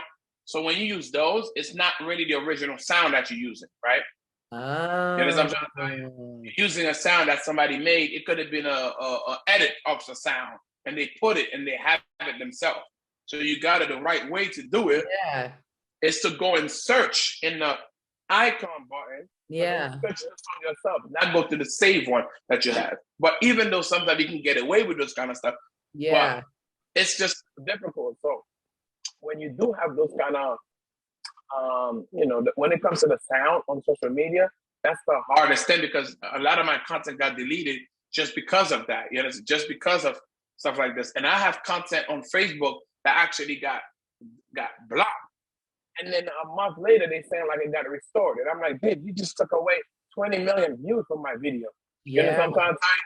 Because they only wait until the videos are doing crazy numbers. That's when they want to do that, right? They don't wait when the video is not doing good, and then they say that's when they want to do it. They wait till they start doing good, right? Mm-hmm. So for me, I've always been the type of guy that just focus on all this kind of detail, and that's what made me a social media genius. That's why I was able to raise, I know how to put content together. I know how to tell a story. And the best thing about the best thing about my content that makes it so dope, it's storytelling. I swear to God, in my head for the last 15 minutes, I'm like, this guy's a storyteller. I'm like, this guy is yes. Storyteller with my content. And that's what makes it so dope. Even with my photography, when you watch it, you're like, oh my God, that's the beginning. It's like an essay you watch it, right? You know how an essay or a book, you start from the beginning, they give you the middle, and you're waiting for the end? That's what happens all the time. You know what I mean? When you start watching my videos, like the story is so dope. And that's why, believe it or not, I started that trend when it comes to photography. They're going to find the people out there and actually genuinely engage with them. What everybody else does was show them their social media so they can show they have a lot of clout because they don't have engagement skills, right? So they show they have a lot of clout. Automatically, the person can be like, oh my God, yes, let's do it. Me, that's not what I do. Well, that's not what I do. I don't use my clout. I don't have my phone out. I don't have any of that. All I do, I will take a picture of you before you see me, before whatever, and I will go and show it to you. And I will tell you, hey, you look absolutely amazing. Or I love this. I love what I see. I would love to take some more pictures. Would you allow me to do that? And then somebody's recording, but you don't even know the person is recording, most likely. You know what I'm saying? Yeah. And if they say yes, that's when they realize later, oh, once that person say yes, that's when the person with the camera now come a little closer and actually you can see the person is recording. But everybody else, what they do, because they will go to somebody and the person will be like, no, I don't want to do it. Don't leave me alone. So then they didn't know how to engage. So what they used to do, they have the big platform. The first thing they do is say, look, I have 800,000 K. I have 200,000 followers. I want to make a video with you. I mean, in the way that we live in with social media, people watching video all the time. And the biggest thing is, I hope that's me. I wish that was me. You know what I mean? That's what everybody say that watch a nice video that they like, a beautiful video. You may be shy. They might be like, oh my God, I'm shy, but that would be nice to be in that light. And so that's how they feel. Everybody feel that. Everybody want to be the Cinderella. You know what I'm saying to you? Everybody wish they was. So for me, I was able to, I had that gift where I can just spot people, and it doesn't have to be about what I'm wearing. It doesn't have to be what I'm. It's about who you are and how you showed up whenever you happen to walk by them. Exactly, and I've never used in any content that I've done. I've never used my Instagram or my TikTok to actually get anybody on my social media. I've always said this. I've always go and ask them. If they say no, I say, you never know who you're talking to. And I say, have a blessed day. Or sometimes I say, just to let you know, I could be one of those people you watch my content all the time on TikTok and Instagram, and you don't even realize it's me that's right in front of you right now. I say, you have a blessed day and take care. That's what I always say to people. You understand? But the funny thing is, 2 days later, a day later, the day that I go do that, I go create content in Times Square because I don't go all the time anymore. I always make sure that night I create a content, because every content that I create, I'm an extreme elite content creator. You know what I mean? If you watch my video for my trick shot, that's what made me, people don't even process that. Something that's only one person in the world is doing it and can do it, which is what I do. I'm not saying others cannot do it. The easy ones, other people can do it. Right. The elite ones, no. But it would take a lifetime to actually practice even the easy one that I do. Now, to make it even look as simple and easy as that. Now, the thing was, I always say this, when it comes to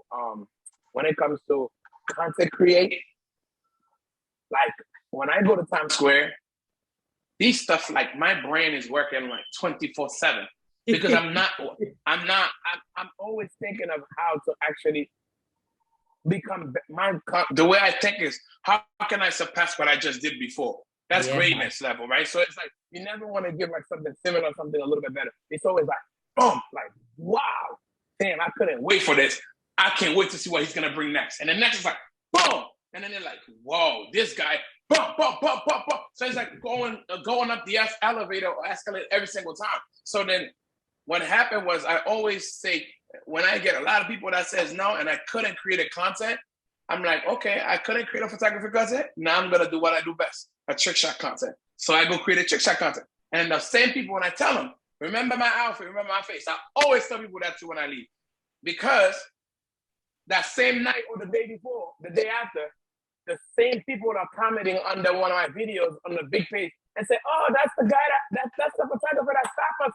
That's his name. We should have took the picture. And they DM me and say, hey, dude, I didn't even know it was you because you got the camera and I'm a big fan of your trick shots. And I didn't even realize it was you that was talking to because I'm more focused on the camera. I'm like, dude, don't tell me, oh, I was having a bad day. That's a lie. That's not what it is, man. Because if you wanted to come and ask me a question about where to go, you will get it right in my fucking face and say and ask whatever you want to say. And even the people that are the shyest people, they say, oh my God, another people versus, oh, they don't like the spotlight. Those are I don't understand how people say this. Respectfully, I know there's a lot of people that are unprofessional, right? But we all visual creatures, right? We all visual people. So we see first before we engage. That's the way it works, right? We're not blind. So we see first. It's the same thing with a blind person. They hear your voice, they hear a different sound that we don't hear. That makes them feel comfortable if they should engage with you or not, right? Anyway, or if they should go in a certain direction or not. Anyway, so when it comes to the engagement, when people tell me, I know people that's like, oh, I'm not a big picture person. You go to their Instagram, that's all they do. You go to their TikTok, that's all they do. Oh, I'm shy of the camera. But then 2 seconds later, you see them in front of the camera. I'm like, dude, oh, I don't want to be on camera. You don't want to be on camera, but you're walking around Times Square. You're walking around, like, do you know what the world has transitioned to right now? cameras everywhere, dude. Whether even if it's not me, cameras everywhere. But guess what? You tell me don't take your picture. You didn't give me permission. But then guess what? People ask questions, but they don't think. I always say that they don't think before they talk. Because guess what? When they say don't take my picture, which is very important, because my platform has always been to educate people, right? You can't say don't take your picture, but then 2 seconds later, you're standing around where everybody's grabbing their phone and recording. So how does that make sense, what you just said? Because you didn't even process what you just said right now. You don't even take a picture, but I could have just, at least I'm coming to show it to you. At least I'm being professional. I think it's like fear. It's this idea of like doing something different, you know, like who is this guy? Like, why would I do that? And, you know, sometimes it's like life really starts at the edge of our comfort zone. And I think like part of like, you know, in Christianity, I know they say like anointed. I've never used this before, but like Luke, like when I tell you that like you are like anointed, like you are touched by God, like you bring godliness and light to everybody in every interaction. You know, it just goes to show too, like even the people who comment later and are like, hey, like that was the photographer who stopped, you know, who stopped us. I think part of your life's mission isn't just, you know, capturing, you know, the photo or getting the trick shot, but it's also inspiring that person who didn't stop to say hello, who didn't stop to have the conversation to say, you know what, the next time I'm in a situation and I'm presented with a new conversation, maybe I'll actually talk to the person, because that's what I just how you open the call, you never know who you're talking to. You never know. But also, I always tell people this: it's not even about who you're talking to. Like people more focused on who you're talking to. My thing has always been, you never know who the person is gonna be. That's the best thing. Like I said, I've always felt that. 4 years ago, I was not the person that I am right now. You know, my viral time started in 2018, just to be honest. But I didn't even get to that story yet. But to be honest with you, I always tell people, I've met people that today, they are nobody, tomorrow they are somebody. You know what I'm trying to tell you? True. So it's like, you just never know who the hell you're talking to. Or you have met people that didn't find their calling yet. You know what I'm saying? That haven't found their calling, right? Because that's the way I always look at it. I never look at it like, oh, no, you haven't found your calling yet, dude. And when you do find it, I'm telling you, you're gonna be like shine bright like a diamond. You know what I mean? So for me, I always tell people this, man. It's like, yes, you never know who you're talking to. That's the number one thing. But also, treat people how you want to be treated. Because guess what? Be kind. Because guess what? The same person you could be, and it's not even about like, it's happened so many times. And I always tell people this: the same person you could be talking to, you're ignoring, could be the same person that runs a page on social media that you're a big fan of. You don't even realize you watch all their video all the time. You watch all their stuff all the time. You don't even know that's them that's running that page. You know what I'm saying to you? So it's like, but here you are suddenly trying to send video, trying to get to that person, trying to get your video up there, and not even realize you just came across that person.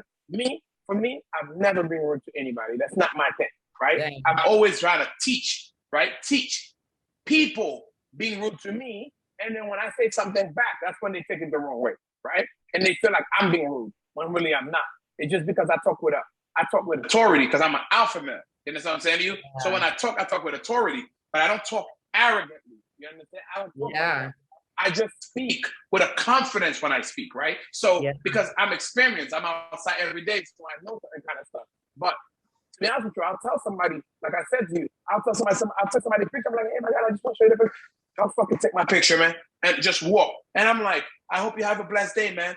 And then I'm like, by the way, you never know who you're talking to, man. And he turned around like, you never know who you're talking to. Like I said, those kind of stuff doesn't make sense to me, because it's not like you saying all that, but then when I say, dude, you didn't make no sense what you said, right? It's not like I'm saying like, oh, you sound stupid. I'm not saying that to you. I'm just saying, hey, man, just so that you know, that didn't make no sense, bro. I'm the one that's trying to talk to you. You ignoring me. You know what I mean? So now because you're confronting them, right? That's when they. Yeah, I'll tell you this week, confronting, like, especially with kindness. You know, when I post things sometimes about like the Holocaust or about Judaism, sometimes like people who are hateful will comment on some of my posts. And I can't, so this week, you know, somebody like had commented on one of my posts, something not so nice. And a bunch of my friends were like, Rayna, delete his comments, block it. I even had one friend who was like, just delete the video. I could see why people would think that. And I'm like, no, like, first of all, it's my art. There's a million videos on there. Like, just because they're watching a bleep and they think this doesn't mean that I have to like change whatever. And I started commenting like back to him, 3 or 4 times, not rude. You made the biggest mistake. Being confident and nice. And this doesn't always happen, but I will tell you this week. Not on social media. I'll tell you this, not on social media. Never do it on social media. Do it in person, never on social media. You're a creative person. I'm going to let you finish, but you're a creative person. You cannot be engaging with fans that's giving negative thing, but you're not engaging with the fans that's giving you positive thing. This is what I'm telling you. You should focus your energy more on the positive people than the negative people, because guess what? Your fans, you know what somebody told me once? My best friend told me this, that see what I do. He's like, bro, you never have to engage, because he used to bother me before too, right? And he told me this, you never have to engage with those people. Your fans will get on them already. You don't need to worry about that, right? Because so anything that's not true, they always gonna get what? You don't know. I see that. I see that more on TikTok than Instagram. Yeah. But they got you. You just, maybe you haven't given them the chance to. You understand what I'm saying? But like, trust me, it works like that. You gotta understand that sometimes there's a lot of comments. Not everybody read all these comments. You understand what I'm saying to you? But you have fans, you have people that's gonna engage. That's all you gotta do is leave it there. And guess what? The moment you start engaging, you just show that you don't have nothing better to do, girl. Like, you understand? Now, if you're on live and you're talking and there's somebody saying something that's on the live with you, like me and you right now, then you gotta answer. But if you going live by yourself and I'm one of the comment people that's leaving stuff, anything that I say, oh, fuck this girl, she's a racist, she said this, you don't have to engage with that. Yeah. You can just be like, hey, anybody that's writing something positive, and even that person that's writing something negative, just be like, thank you so much for commenting. I appreciate you. I hope you have a blessed day. And that's it. Because the moment you focus on that, and that's what a lot of people don't understand, then you can't say, a lot of us sometimes be like, oh yeah, I can tell you don't have nothing better to do with your life than coming here and comment. What you don't understand is that you basically telling them you don't have you're doing the same thing. You don't have nothing better to do. You're making the fire bigger. To pick up their comment. Their comment? Well, everybody, like, it's the worst thing on earth. It's like there's a lot of things going on like that outside people don't focus on, right? And I told George that recently. There's a lot of people that start down that's hating on him because it's him that's actually becoming viral. This guy is not, I will pray, he's not a drug addict, never did drug a day in his life, okay? His mom died when he was 13 years old. So he's always used basketball. That's what his drug has been, basketball. If you look at this guy's hand, the cleanest hands on earth. He walk around with a big bottle of hand sanitizer in the bag and his basketball. That's all he has in there, I promise you. He has a basketball, he had a hand sanitizer.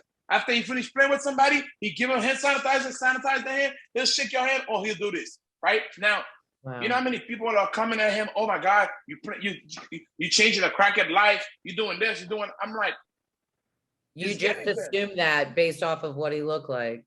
But it's getting to him. And I have to tell him, I'm like, George, these people are not doing anything better for you, dude. Why are you letting one person do something like this to you? But when we walk down a block, 50 people are telling you, hey, man, I love your video. Hey, man, I was just watching your video earlier, man. It made me feel so good. I'm inspired. Yeah. Why are you not engaging with those people? That's the people that need your engagement, not the fucking dickhead that's saying like the stupidest thing to you respectfully. You understand what I'm trying to tell you? Like, the lesson that I'm getting from this is, and I had a friend of mine point this out to me, sometimes with work, there's like some organizations I've been like chasing for a couple of years of like, oh, it's going to work out. It's going to work out. And even in my dating life, right, there's been some people where it's like, let me just like keep engaging this person and eventually it'll change. And one of my girlfriends, she was like, Rayna, if people aren't your people, like, let it go. Like, she's like, some of these organizations, they don't see who you are. Like, let them go. And so for like, what came up for me when you said that is just like, everybody, maybe has the right to be acknowledged, but not everybody has the right to be engaged, because also part of being engaged means I'm giving you my energy, my time, my emotion, my words, when exactly like what you said, like, wouldn't it be so much more productive of me to like look at the other 5 people who commented and to send them a DM of like, you know, a voice note of like, hey, I hope you're having an incredible Thursday, blah, blah, blah, blah, blah. It will mean the world to them. Those people, let me tell you something right now. I'm gonna tell you something right now. Those people that are hating, that's their job. It's to get into and hate. So you don't need. So you gotta look at them like, just like your job is to share light on whatever you have to do. You need to understand that's their job. These people got nothing better to do than to come and hate. So it's okay. Like you see what you're saying with the company that you're working on. Like I always say this, and I'll say this to you on right now. And I don't do this with a lot of people, but it's just because of the way that we met. That's why I'm actually making this exception. No lie to your engagement.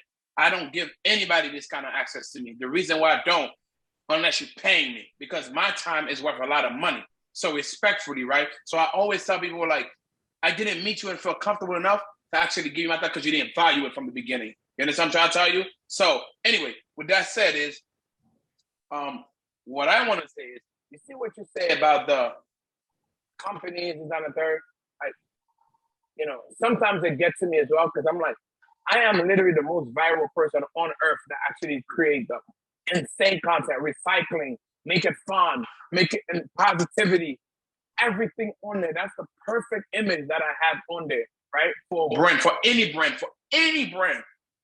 I've never got a deal for this, for that, but I'm not focused on that. You understand? Yes, of course, that's my money making now. You understand what I'm saying? But I don't make it my only money because if it was, trust me, I would have given up already, right? But what I will tell you is this, is anything that's not meant for you, let it go. You know what I'm saying? Like, because guess what? Like I tell you right now, they might be looking at it like, you are the opportunity. That's all I want you to understand. You are the opportunity. They don't see your vision right now. They don't. You know where I got this, and I really understood recently. I was reading something that came across my profile on Facebook, and it says from the show Wild 'N Out. I don't know if you know about that show, right? My friend Kosha Dills is the first white Jewish rapper on that show this year. You two need to meet. He is literally one of the hardest hustlers I've ever met. Outside of you, you two would vibe if you haven't already met him in Times Square. definitely will make that happen. You know what I've learned from that, and I really want to let you know this because this is very important, right? I know a lot of people go through that, but hey, listen, not everybody cope with it the same way, right? Yeah. Now, this is what I want to tell you right now, right? Is this guy, who is the co-founder? What's his name again? The one that started Wild 'N Out. Nick Cannon. Nick Cannon. Okay, yes. You know the story behind Wild 'N Out? Okay, I'm gonna tell you a little glimpse of the story behind Wild 'N Out. Okay, he went to MTV. He went to all this other place and told them about this thing. Nobody saw his vision. You know what he said? He said, I went to all this friends. None of them, everybody told me, fuck me. This is not going to get anywhere. So what did I do? I funded it myself. Now this company is $1 billion company today. So what I'm telling you is this, where I'm going with this is, all these companies, they're not going to see your vision because it's you. It's your vision. But also you're trying to make it clear for them, but then it's not that they don't see it. It's not worth their time right now, right? It's just like you and the trophies and your original coaching job. Exactly. So for this, I always tell you this: nobody's gonna see it like you do, right? But you just gotta believe it's also sometimes it's all about you, right? Don't expect those brands to see what you're trying to do when it's not you, when they're not you. You understand what I'm saying? So it's like that's one thing that I understand now. I'm like, okay, you know what? What they're doing, they're just giving you a chance to grow even more so that by the time that actually you get so big, they're going to want you, they're going to have to pay you $50 million instead of $1. You understand? Yeah. They could have got you for $1 million in the beginning, $2 million, maybe $500,000. Now they're going to have to give you 30. You understand? Now they're going to have to give you 50 million. Yeah. My friend Rebecca Levine, I'll never forget, when I first started my company, she was like, you know what, Rayna, for some of these people, when they're ready to support you, they'll have to book you. They have to book you. That's the best thing. Exactly. So you see, let me tell you what just happened right now. Last thing I'm gonna say, right? What just happened with George while we was walking? I'm gonna get into that story. While we was walking, right? the NBA story with the Google. Yeah. The guy, everybody saw him, that on the third. And then the producer came out, was like, hey, I want to introduce the director, this on the third. Okay, then introduce the director. So they brought him over and they said, hey, we would love for you to be in this commercial, right? So I said, oh, yeah, I'm the manager, because they think like he doesn't have anybody. So they're just trying to, now, I know you've seen the video, just doesn't have like a very nice look in the video, okay? Like, I just caught it like this, but his image is that what he said to me, I know he doesn't have it like that, but what he said to me was, when he started coming here looking like this from the beginning, was because he wanted to see how people would treat him. You know what I'm saying to you? Okay, now it got to the point where he doesn't have it like that anymore. Now, this is NBA and Google, right? And they keep telling me, oh my God, this is the biggest thing. It's going to get seen everywhere. It's going to play everywhere. Now, these people don't even, that's what I'm saying. There's certain people that talk, but they don't even know who the hell they're talking to. They didn't even do their research. That's why I always say, my manager always say this to me, my best friend. He said, bro, if any company reach out to you, bro, and they telling you, you got to tell them what you do, hang up the phone. Don't even get on the phone with them, because that should have been their fucking job already to find out what the hell you do. What the hell you have to say what you got to do for? You're reaching out to me. If you reach out to me, you should have done your damn research. Anyway, so what that said is, George, just that video, those two videos, especially the video with me and him, is the most viral video right now on social media, okay? So now, let's not get this. Why do you think we need you? Because it's not like it's gonna get, your video is gonna get posted everywhere on all the platforms, but our video is getting that. My video has been getting that everywhere. So now, when you say it's gonna be on NBA, I'm sorry, NBA is a big sport, respectfully. But NBA is only big in America, my love. Comparing to soccer, which is a worldwide sport. And the biggest event is this year, which is the World Cup. I said, and they try to tell me, oh, he's going to get NBA. I'm like, do you even know? Dude, I'm known for soccer. Everybody in the NBA know who the hell I am already, bro. I'm on SportsCenter, ESPN every single week. What are you talking about? But I didn't want to say any of that kind of stuff, because now it's like I'm telling them they don't have to do their research. You know what I'm trying to tell you? So I'm doing their research for them. That's what I'm doing. So as we talk. Which should also be money. Exactly. Now, I have the guy who's the most viral guy on earth right now, right? So every basketball player know who he is. Everybody, they sending it to their friend. Like, you see this guy, got the crazy jumper, supposed to be a 70-year-old guy who play cool. Anyway, so now you want him in a video, right? And I said to him, so they're looking at him up and down, right? They're looking at him up and down. Not me. They're looking at him up and down. And what happened is I'm going to do a transformation for him, but I wanted it to be something that's well put together, right? Yeah. Now, that's why I haven't done the proper transformation. I want his fans to help, right? Because people are already following him already. That means that they want to support him. You got to let the people support, right? You can't just go and do your own thing. People are going to feel like they're not involved anymore, so they're not going to get engaged too much, right? So now, with that said, as I'm talking to the director, the money guy comes, and the people that's supposed to be Google and NBA hire this third party produce whatever that thing, company to actually hire the people to do the job. So here they come. They said to me, I said, I'm giving them a deal just because George is excited about the thing. I know how much it could mean to him, not for him, to him. You understand? So I said, 30K. 30,000, we'll do it. We'll do it for him. Oh, that's way too hard. Is that a third? Because they're looking at his image and how he looks instead of worrying about the potential of what this guy is gonna be, what this guy can do. What is this guy right now? His image on social media, which is the biggest platform on earth. I don't care what anybody got to say. People got it all fucked up. That's why every company is not even paying people anymore. They're just paying social media influencers to promote everything now. They don't pay no companies anymore. They just go to social media influencer. They pay the ad company now. The ad companies are paying the social media influencers to promote everything for them. So now, you don't understand that he's talking about he's going to be on this. You don't understand who runs the world. Anyway, so I said to him, I said 30K. He said, no, that's too much. He said, we were thinking more like 2,500. I said, 2,500? I said, dude, in my head, I'm like, dude, 2,500 can't even buy me a pay my rent. Right. So what do you think he's going to do for him? Like, what do you think it's going to do for him? You know what I'm saying? So I'm like. Especially if the average apartment in New York is $4,000. Exactly. Exactly. Okay. So I said 2,500. I said, he said, what's the lowest you would take? I said, I would take 10 grand per hour. You understand? 10 grand for the hour. Because they just wanted him for an hour, whatever they say. I said 10 grand per hour. So the lady came, she didn't hear my price. So she came and said, another lady, the lady that was nice, that was talking, she was like, but ideally we'll need him for today, tonight, tomorrow, and another day again, but 1 hour each time, right? And I said, okay, 30K. Yeah, you got it, 30K. So one of the boss came and said, we'll give you 6K, 6,000, take it or leave it, right? I said, at first I didn't process what he said, how he said it. I just said, okay, you know what? It's for George, you understand? Like he make 6, and they give him 3. So I'm thinking about 3 hours now, okay? Right. 6,000 for today, 6,000 for tomorrow. So basically that will be 12, 18,000. We'll do it.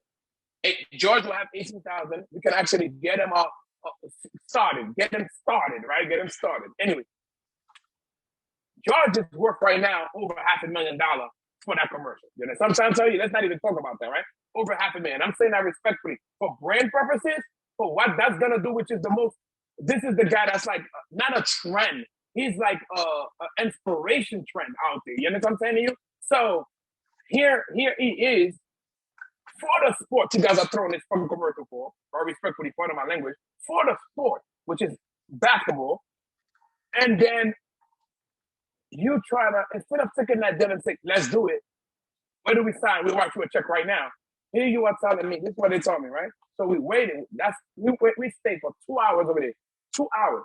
Wow. Or an hour and a half, right? An hour and a half. To swab test, whatever, to see if we have COVID, whatever. We passed. So then I said, hey man, we're gonna need him. They said they pay us $6,000 for tonight, right? Come tomorrow again, they pay 6,000, whatever. So I said, okay, cool. They was so when we got inside, they said they're just gonna use them a little bit. They're setting up the stage so they can have him. I said, yeah, but where can he change? They say change. They said, yeah, we'll just have him like this, the way he is. I said, you about to shoot $100 million commercial, and you want George to look like the way he is? Yeah, we like the image. It's not about the image. His clothes is not clean. You should be finding him fucking clean clothes, pardon me, and then you can have him in the same image, but clean the clothes. It's not a problem. You can still put Timbs on him. You can put something that looks raggedy, but at least it's clothes. You know, it's clean clothes. It's the image, right? But you put clean clothes on him. It's also too like taking care of people. Exactly. Exactly. So they didn't want to do that. You could just tell. They went back there. They talked this guy. So he came. They brought us a contract. I said, he's standing right next to me so I can sign it right away. I said, no, bro, I got to read the contract. What are you talking about? I said, yeah, come back to me in a little bit. So now I read the contract. I'm reading the contract that on the third, and I see there's not a part that says the $6,000 every day that we agreed on, right? Now this what they were about to get a bargain out of us, right? Trust me. And I only did this for George. You understand? I'm saying it for George. If it was for me, I would say no. Give us 100,000 or 200,000. And now at that point, we don't even know it's a buyout contract. You understand? It's a buyout contract. That means a one-time thing you get paid, and you don't get paid anymore. Now, guess what? George is gonna be the highlight of that commercial because of his popularity right now at the time they're about to do it, right? And also because they're gonna have him next to Joel Embiid and Giannis, people that's making $500,000 per game, $500,000 per game or more. People with $250 million contracts right now. So now let me just say something right now. You mean to tell me you're gonna put a guy that has dirty clothes on in a video next to the guy that's worth $250 million? All you want to do is give him $6,000? Think about it. But we was willing to do it just for the sake of George. You understand what I'm telling you? For me, right. I would never do that for him. I would walk away if they was giving us $50,000 if we was asking for $60,000. They want to give it to us. Anyway. So everybody's talking about, oh my God, you're walking around for an opportunity. They go, they come back, they go, they come back. So then I said to them at the end, I said to them, man, hey, this is what I said. I said, bro, because of tax purposes, right? Give us 10,000 for each day, and then we'll do it. It's not a problem, right? They wanted to give us 6,000 each day. I said, give us 10,000 because we got to pay taxes on it and everything. So, you know what he said? He said, we'll make it 7,000. That's it. I said, 7,000 tax is 33%, bro. What are you talking about? Basically, the 6,000 is only going to get 35 out of it. Then after that, what is he going to pay me? What is he going to pay? Let's just say I'm the one representing him. If he had to pay me, I don't need his money. But 3,500, I can't do nothing for this guy, bro. Like, that's basically back to 2,500 again. Exactly. Now, I said this. I said, okay, 7,000. I said, make it 8. No, we're not doing it. So then I said, bro, you do know it's a buyout contract, right? You should be paying us way much more, right? Now I see it's a buyout contract. So I spoke to the guy that's like, his name is Wayne Carter, right? Which is the guy that actually inspired him and inspired and motivated. He's a personal trainer, Wayne Carter. So he used to come here all the time. While everybody was telling him, don't talk to that guy, he was talking to that guy and helping him. You understand what I'm saying to you? Anyway, so Wayne Carter is part of the crew now. He's part of the crew. So it's only 2 people that George trusts. It's me and Wayne. So, and once in his circle. So I talked to Wayne, and Wayne's like, bro, that's a buyout contract. I said, that's what I told you, bro. I didn't even notice that. If they would have told us that from the beginning, I would have never agreed to $6,000, period. That's a buyout contract. You understand what I'm telling you? So I said, and then guess what? So I said, after I said that to them, they go and talk. I said, they go and talk with their people. Now, they say, let us know if you do 8,000 or not. So then me and Dwayne was like, we'll talk. Just give us 1 second, we'll talk. What's up? I'm like, I told George, I said, George, it's all up to you. But I will tell you this, as somebody you trust and somebody you want to be a manager, bro. This is not a great opportunity. If you get in pay, it's supposedly this is the biggest of the biggest, and you only get in pay that. So that means that if you get any other job that's less, a company that's less, they're gonna be like, you got to pay $6,000 for this video. We're gonna pay you $1,500 for that. You understand what I'm saying to you? Your value is gonna go down forever in history. Right. You understand what I'm saying to you? We don't want that for you. I said that's not what when I did this, it was to change your life, not really to get you to make a little money and that's it. So I said to him, if you really want to do it, he told me at first, I want to do it. I said, George, I just want to let you know again. Once you do this, there is no going back. They're gonna put you. They don't even want to give you a wardrobe. They don't even. That's not how you're supposed to be treated. You're a celebrity right now in the world of what you're doing. So the least they could do, they're not even trying to get you something to eat. They're not even asking you if you're hungry. They're not even asking if you want something to drink. Like that's not how people are supposed to be treated, dude. I said I've done a lot of commercial where the moment you get someone, when they hire somebody to do something, that's how you're supposed to be treated. You get there, you need anything, they're supposed to even ask you what can they. If they have an event for you, they're supposed to know what you're supposed to eat, what you like, have everything over there waiting for you already. A car to come and get you and pick you back up. Pick up your manager if they have to come. Like, that's the way it works in the industry. So I said to him, if you want to move like this, after this, I will not be able to be your manager anymore. I told him this, respectfully. I said, I cannot represent you because it's only going to devalue my worth representing you in that, right? So now it's going to be, oh, it's this guy that made him do this. So I said, no. So I said to him this. I said, George, my personal experience, my personal advice, as the person that trying to change your life, don't do this. All right? Don't do this. If they don't, certain opportunity, they try to make it look like they do your favor when they're not doing your favor. If they was doing your favor, dude, they would have never picked you up on the street for a big commercial like that. While you're walking by, I want to give you this if you wasn't that much of a big deal. Now, also, I said they would have never did what? Change the script for you. At first, you were supposed to be in the video. Then they decided to put it next to the athlete, the biggest athlete. You understand what I'm trying to tell you? So basically, they realize who the hell he is now, and then now they want to put him in the middle, and then he's passing the ball to the player. You understand what I'm trying to tell you? So it's like now you're the main one, and you know what they keep telling him? If he makes the cut, we'll pay him more money. How are you gonna have him with the biggest stars shooting, and you're gonna say he's not gonna make the cut? We know what you're trying to do, dude. We know what you're trying to do. You're just trying to get us to sign that 6,000, and then you just, it's not in a contract that we're going to get paid more, and then you go about your way. So now with that said, when they told me that, I told George, they don't want the best for you, dude. I promise you right now, if you want 18 grand and clout, I already got you that already. You like the #1 person on earth right now. On social media, on Twitter. You tweeted on the biggest white pages on earth. Reddit and Twitter. That's it. You know, once you Once you're trending on Twitter and Reddit, you don't need any other platform. That's the number one platform. You know what I'm saying? That's the number 1, 2 platform you need. Any other place is just gonna be extra. But you trending on Reddit and Twitter, you're good. You don't need to worry about anything else. So I said to him, I walked back, I said, hey, unfortunately, we will not be taking that. They said, oh, you'll be missing out on an opportunity. This is why I was telling you the whole story. I'm the opportunity. I'm the opportunity. You're missing out. You're missing out. I'm always going to be big, dude. I'm always going to do it. I can do it on my own. I was doing it on my own.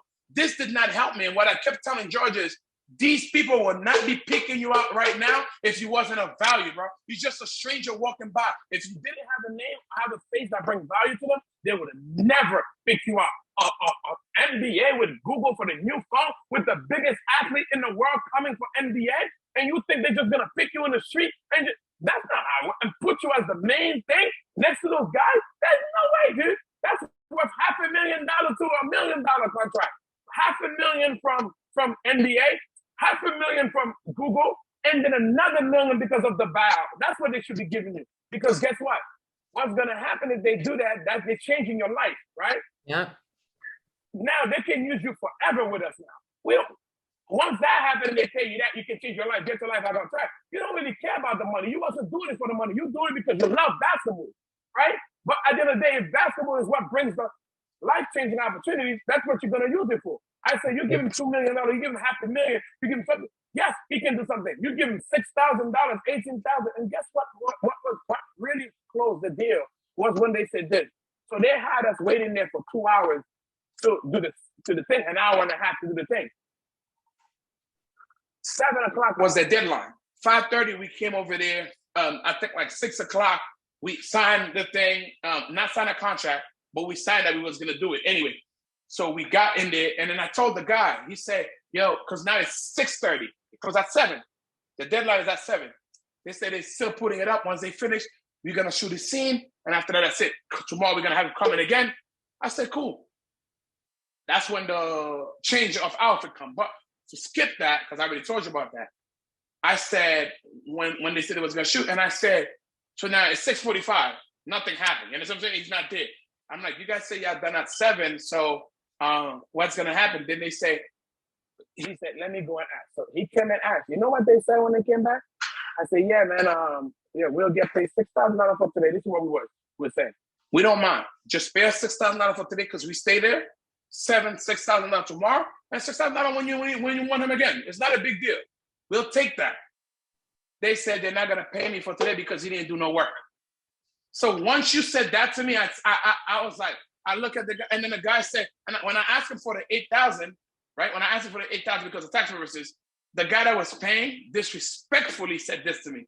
He said to me, I'm not paying for you, dude. I said, you know what I said? I looked at him and I said, dude, you can't afford me.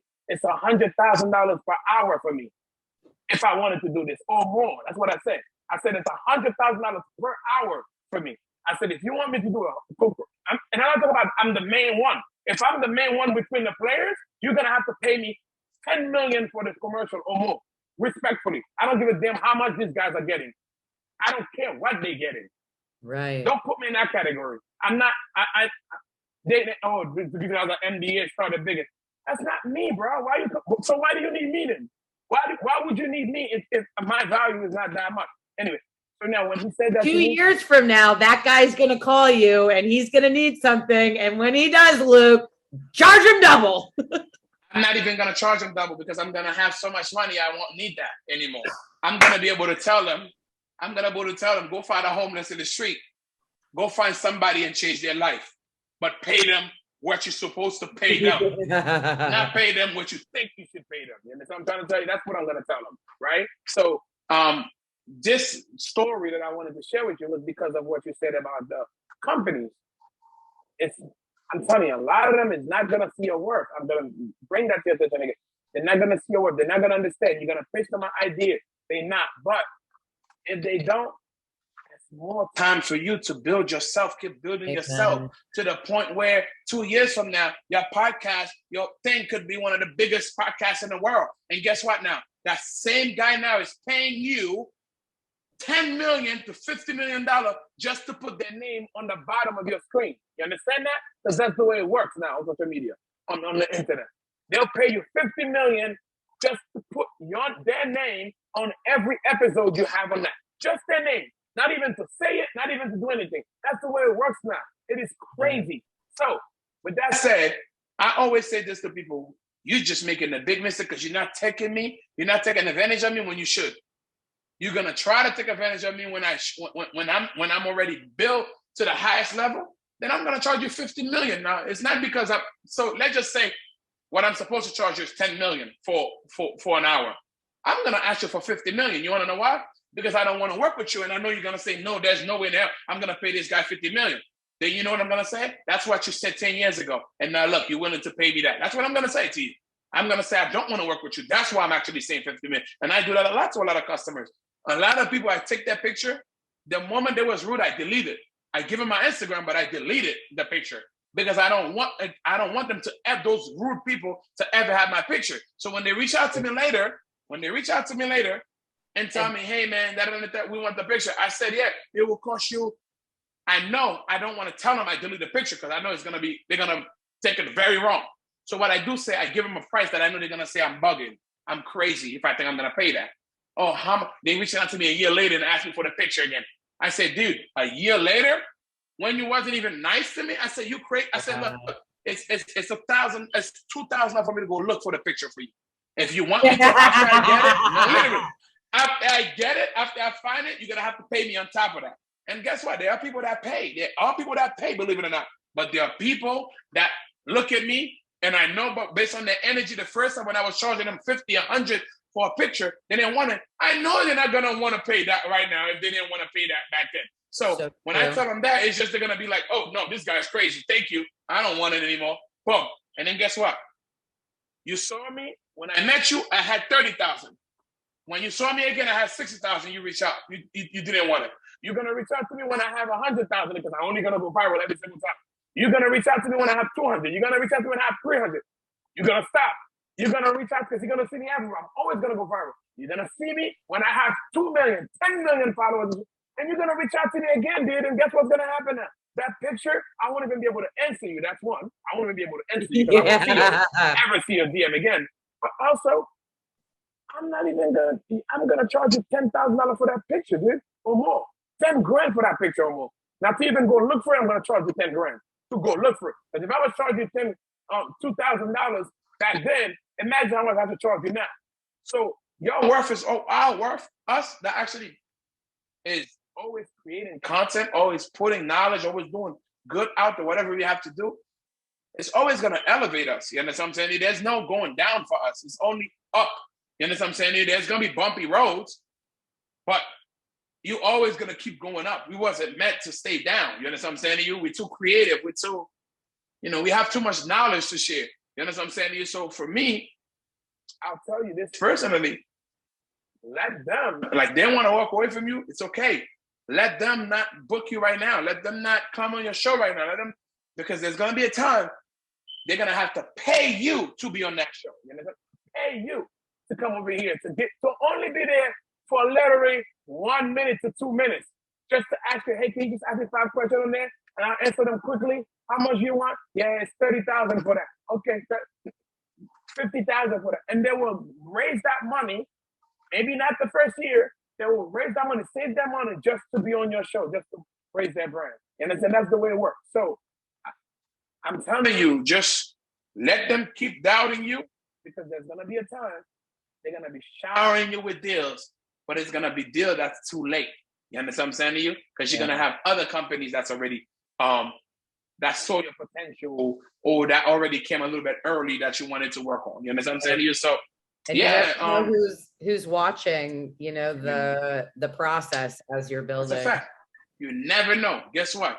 That's exactly what I always say to people as well. You never know, because there are people that watch from a distance, and there's a people that watch you up close, right? The people that watch you from a distance, honestly, personally, those are the business people, right? The business people that are watching you from a distance, because they just want to see what you do, come and check in. Oh, this person's still doing a thing. I like it. Let's see if they're still doing a thing in a year from now. A year from now, somebody might pull up and say, hey, man, I work for this, down a third. We do this, we do that. We would like to have you on our show. We would like to have you on, do the podcast here. We'll pay for everything for you, whatever you need, how much do you want? And before you know it, you're getting a $30 million, $50 million deal just for you to come and do the same thing you was doing, but for less time. Yeah. So yeah, I'll tell you this. Just like I tell a lot of people that I come across that, I know it gets challenging for when you put in a lot of work and you don't see no result, right? Or when the result is coming in very slow, when you see others getting result when they're just getting started, for example. Like, only thing I always tell people is that your process is not their process, man. And the number one thing is God's process is not your process, period. You know what I'm saying? So it's like, you just got to trust your process and God's process. They might give them that right now. They might not even know what to do with it, but they might could have given it to you.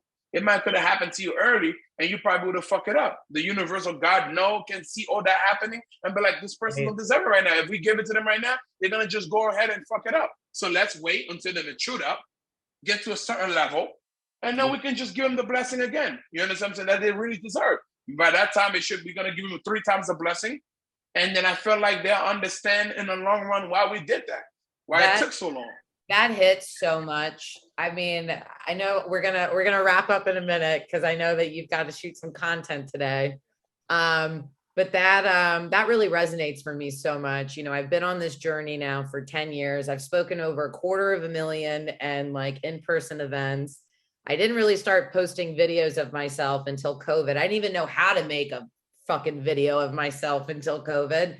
And, there were definitely times along the way where, when I was in the pro-Israel world, like I wasn't like being picked for things, even though I knew that not only was I the best speaker, but like I was completely different than all these other old white men who've been giving the same fucking speech for 30 years. I didn't understand like why aren't they picking me yet? And even when I first started my business, I'm like, why aren't these gigs picking up and why aren't the videos picking up? And it's kind of what you said about the maturity. It's, obviously I'm growing and I'm loving every day. But when I look back at the last 10 years and I think about some of my habits and, some of the ways that I used to see the world, it's exactly like what you said. If I had gotten that $1 million golden ticket through my own decision-making, I would have self-sabotaged it and just this is another example. Like, I used to get kind of lit in the airports.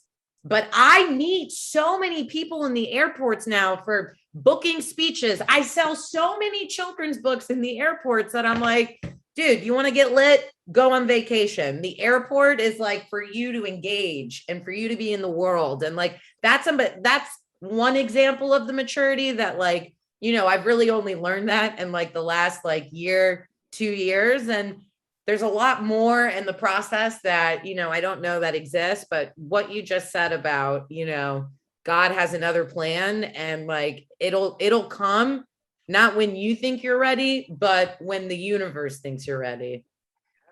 That's a fact. When the universe or God thinks you're ready, it's going to come to you. And that's one thing I appreciate a lot of people. I've seen a lot of people that tells me, dude, I've been dancing. I'm better than this. Dude, you shouldn't be comparing yourself to other people, bro. You don't know do you know this person's life? Do you know this person's story? Stop comparing yourself to them, bro. Like, you don't know this person's story. You don't know why God is blessing them at the time that they bless, or the universe is blessing them right now. You understand? You only see what I know people that tried 10 different stuff before they became famous. And before they became successful at what they do. So, but nobody ever saw the other ones. They just saw the last one that they started and they become, you know what I'm saying? They do it. So here you think this person, just started, look, not knowing that he tried 10 other businesses. You understand what I'm saying to you? And never even made it. So that's why you cannot compare yourself to this person because you really don't know what that person genuinely been through or what this person goes through. Maybe that person could have committed suicide if they didn't make it to this one. And God understands that. And God is like, you know what? Let me bless the university. It's like, let's bless this person right now because this person actually got the full potential to actually change stuff around for a lot of people. And we don't want to make them give up on their self, on their hope anymore. So let's bless them right now. Here, for you, you haven't gone through the hardship yet. This person been through hardship and hardship and hardship. You don't know it yet. And there's a one thing lesson you need to learn. I always tell people that all the time. I'm like, dude, the one lesson you haven't learned yet, why you haven't been successful, because you're comparing your thing to somebody else. Yeah. I'm like, that's the worst thing you can do, dude. And God is like looking at you and like, why is this guy, all he talks about is him, this person is this person is that, this person don't have as much talent as him. Right. Well, it's not about talent. It's like, it's the same thing as working now. There's two kind of people in this world, people that work hard and people that work smart, right? And now you on social media, you understand that, damn, bro, all this stuff, I could have been doing this and built my social media and wouldn't even have to care about getting booked, because I can get booked right there on a social media platform, get booked right there on here. People don't understand. I mean, now this is people that actually value me, because the people that following you these days, if they don't value you, they're not following you. You know what I'm saying to you? So at the end of the day, people don't understand that. It's like you have, like, so I always say to people, man, social media is like a lifesaver comparing to, I'm not going to say I wasn't making good. I was making good. But can you imagine if I would have stayed, like, I always said, imagine if I stayed on, if I got on social media long time before that, like if I actually start creating those kind of content I'm creating right now. You understand? My page is divided into 3 stuff. So people would understand that's the worst thing you can have on a platform, where your page got like different stuff on it. It's got to have one, because once it has one on it, you have a higher chance of going viral even more, right? The reason why you have a higher chance of going viral, because the way it works on social media is percentage, right? So 10% only engage with your content, right? So now 10% only engage with my content, but because I do trick shot, photography, giving back, now what happened is this, I have 100,000 people that's following me for trick shot. I have 100,000 people that's following me for photography, and I have 50,000, 60,000 people that's following me for this. So that means now it's basically, for it to be 10%, it's got to be 3% out of there, 3% out of there, and 4% out of there. So now, instead, if I would have had 260 people that's following me for just photography, or just for that one platform that I have on their trick shop, 10% will be so much higher. You know what I'm saying? It will be so much of a higher rate. So I tell people the way it works is like, you just gotta keep doing you, man. Like, you just gotta keep doing you and trust the process. Don't look at other people's struggles or journey and base your success or your thing based on that, because like I said,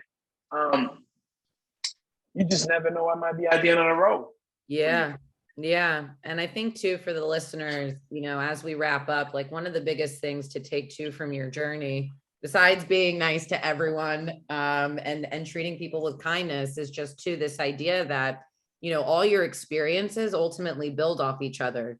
Like, yeah, you could have maybe started a social media account in 2010, but around then, you know, were you around the kids? Like, did your friend come back with the camera? You know, we can only be like set in our life, you know, once we've gone through certain things. So for anyone who's listening and they feel a little lost right now, maybe you're on your 6th thing, your 7th thing. I really want to encourage you just to keep trying different things and develop your skills. Cause, you know, the last thing that I'll share too is, you know, when you were talking about with your career, how it, you know, it really started with the children. Even though I've been speaking for 10 years, I've been on my own business the last 3 years. It wasn't until I published a children's book like 2.5 years ago that I was like, okay, I need to get an LLC. In order to start a Kickstarter, I'm going to need this, and I'm going to need this. And in a weird way, it was the kids, it was this book that made me level up in my business, that now, you know, people are paying me $3,000 to $5,000 to come speak for an hour. So even if it's something that seems like this is small, like I'm just working with kids, or for me in college, I'm just selling ShamWows in the store, you know, looking back at what I do now, like, the reason I can make 1,000 teenagers pay attention to what I say is because 12 years ago, I had to sell ShamWows in Sears. So just just this idea of, you know, as long as you are doing something, you are making progress. And I just, Luc, I really want to thank you so much for doing this for me. I think it's really special that, like, you know, you and I have texted a little bit, you know, we met like very briefly when I was in New York. So for those who are listening, you know, like everything that we've just talked about was really talked about, you know, for the first time. So just thank you for being you. Thank you for, you know, being vulnerable and like really sharing the truth behind your story, about, you know, too, like what's going on now with George. I think everybody has something that they can take from that. And I mean it when I say that I love you. You had me crying over here like 5, 6, 7 times during the talk. And I look forward to watching you grow in your journey, and what you said about the show. Like, I'll always remember that forever. And I look forward to like actually being able to kick it with you next time and like engaging people with you. I think it'd be fun.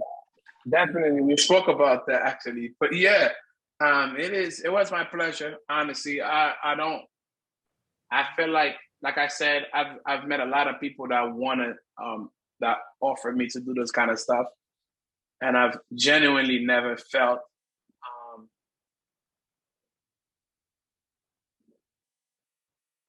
like it's coming from a good place. For me, it's all about appreciation, right? Not when people find out who I am. You understand what I'm saying? Because that's very important. I feel like, for me, when you speak to me, when you engage with me, when you see me in person, you can already tell respectfully that I'm somebody of value. Whether I'm not talking about money, I'm not talking about materialistic things, nothing. I'm just talking about the way I carry myself, the way I talk, the way I engage. You can already tell already. So for me, it's always been this. Before people find out who I am, who I really am, my talent and everything, I feel like when I need people that genuinely engage with me, and you can feel like everything about them is just like happiness for you, and like engaging with you is like it feels good. Them saying like them meeting you was a blessing for them, right? When they feel it without even knowing who you are or what you do, I feel like that's even so much better. So I've got a lot of people that I've met like that, don't get it twisted, but they didn't have a platform where they wanted me to speak on, right? Or I've met people, but only when they found out who I was, that's when they're like, hey man, yo bro, I didn't even know you was this person, that person, I would love for you to do. So for me, this was special for me as well. You understand what I'm saying to you? And also it was a great way to share knowledge, to combine knowledge and share it with the rest of the world. You know what I mean? Share with the rest of the world.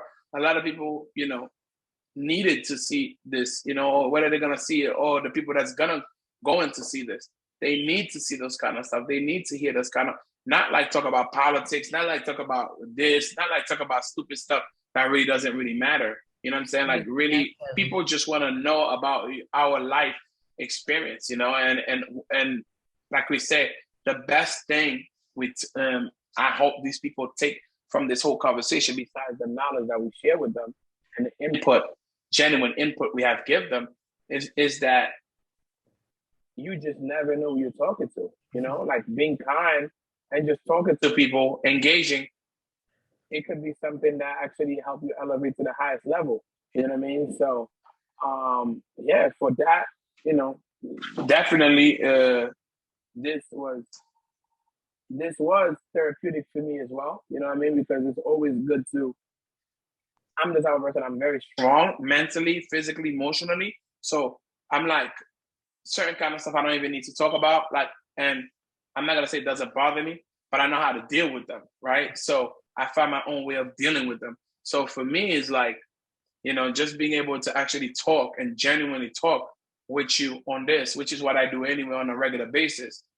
But, you know, this one was like so special to me, you know, to be able to share with you and to find out that, you know, this is very relatable to you as well, you know? Like we said, certain things that's why we say you never know who you're talking to.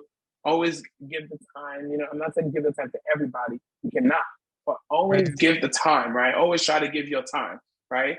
Because time is something you can never get back. So because it was just from time that we actually get all this right now, right? We actually able to do all this, share all this right now, right? So that's why I always value even the little interactions, because this wasn't even a long interaction. I have people that I speak with sometimes for hours after. For like 2 minutes, like 2 minutes. And I took your phone number. I was like, my phone number. Literally. And you said next time I'm in.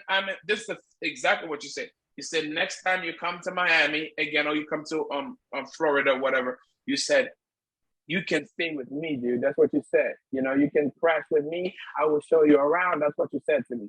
And then, you know, that kind of resonated with me, because even though I get a lot of people that offer me this kind of stuff, I do, but like for me, the way you stopped, it was,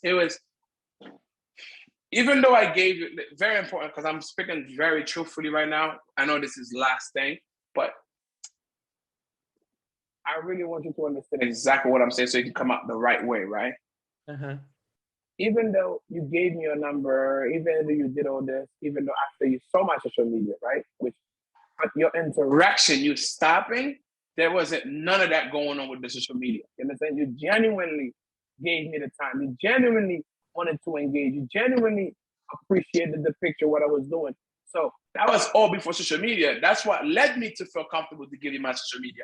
You understand? Because if that didn't happen, I would have never given you my social media. I would have just let you walk away and just delete the pictures and say, have a blessed day. You never know who the hell you're talking to. You understand? That's exactly what I would have done. But what I really want to say, you know, with this was just that it was all your initial interactions from the beginning prior to you finding out my social media, my, you know, what I do, a little bit of what I do, because I don't think you even knew everything I do. You just know I took pictures. That's what I had no idea. None. You just thought I had a big platform, because we didn't, like we said, we didn't talk for that long. It was just like a 2 minutes talk, like literally. And then I was leaving. I was done. It was nighttime. Like it was literally nighttime. I don't even usually stay there. I wouldn't even take a picture at this time at night, because it was already too dark already. I wouldn't even take a picture. But for some reason, I don't even think I sent you the picture still. I was gonna say, and God has a plan, because it wasn't, and that's the funny thing. I was like, I mean, if you want to send me the picture, great, but if you don't, like, the friendship is like, the podcast came later where I was like, oh, you know, like Luke would be really cool to reach out for this, but all those ideas and things, like, they come up, you know. But it was the plan from the beginning from God was like, these two people need to be connected. And sometimes, I mean, I'm sure you know this better than anyone, big thing of life is just sometimes when you get the right people together, then all of a sudden, you know, friendship, magic, possibility is created. So I love you. Love you more. Love you more. Yeah, love you for being you, for real. Like, love you for being open. I feel like you need to teach that more to people. Very important on your platform.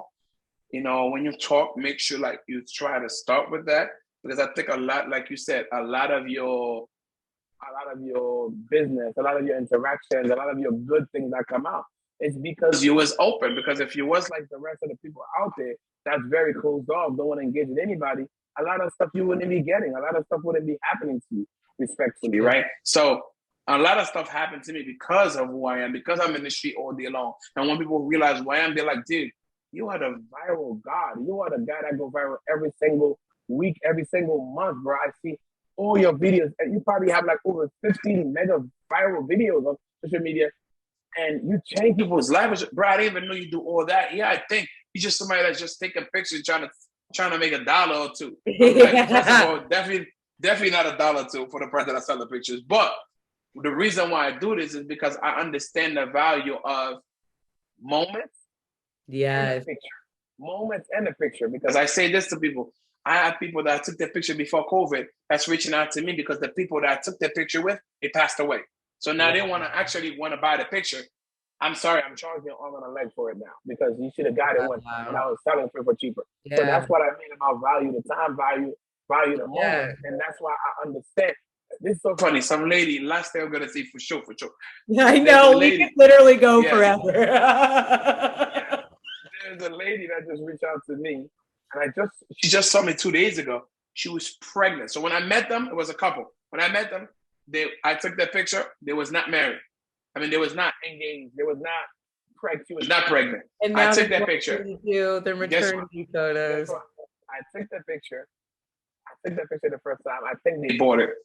Then I saw them again. She was pregnant. I don't even think the first time I think she bought it. Then I saw them again. She was pregnant. So I took her picture. She didn't even want me to take the picture. She didn't even, no, I don't look, baby, we're going to do a proper one. I said, it's okay. Let me just take some pictures and show it to you anyway. So I took some pictures, show it to them. And then I was like, if you ever want to reach out, you can reach out. I said, I know this world that I live in right now. I know that she was pregnant. So I'm like, definitely. I know if it's not now, she's going to pay me an arm and a leg in the future for these pictures. Now, let me tell you what happened, right? So 2 days ago, I saw them in Soho, right by where we met. He pulled up on me in an Uber, told the Uber driver, pull up on this side. He talked to this guy. And like, hey, how you doing? I'm like, hey, I'm all right. She's like, the baby's out now. And the baby was out. So I said, oh my God, wow, such a cutie, that and the third. And I said to them, she was like, I need you. You remember those pictures that you took before? So now she's realizing now that the value of the professional picture that I took for them from when she was pregnant, because she never did a professional photo shoot now. So now, and also she's realizing where I'm going to be, right? Mm-hmm. Because now she's realizing the power of my platform, because I know the husband is following me, or the baby daddy is following me, right? The father of the baby of her baby is following me. So I know they seeing like, damn, this guy is everywhere. Every time I see, so they know it's only a matter of time before it comes down.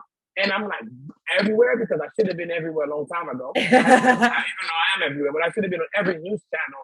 Good Morning America, Oprah, Ellen. It's coming. It's coming.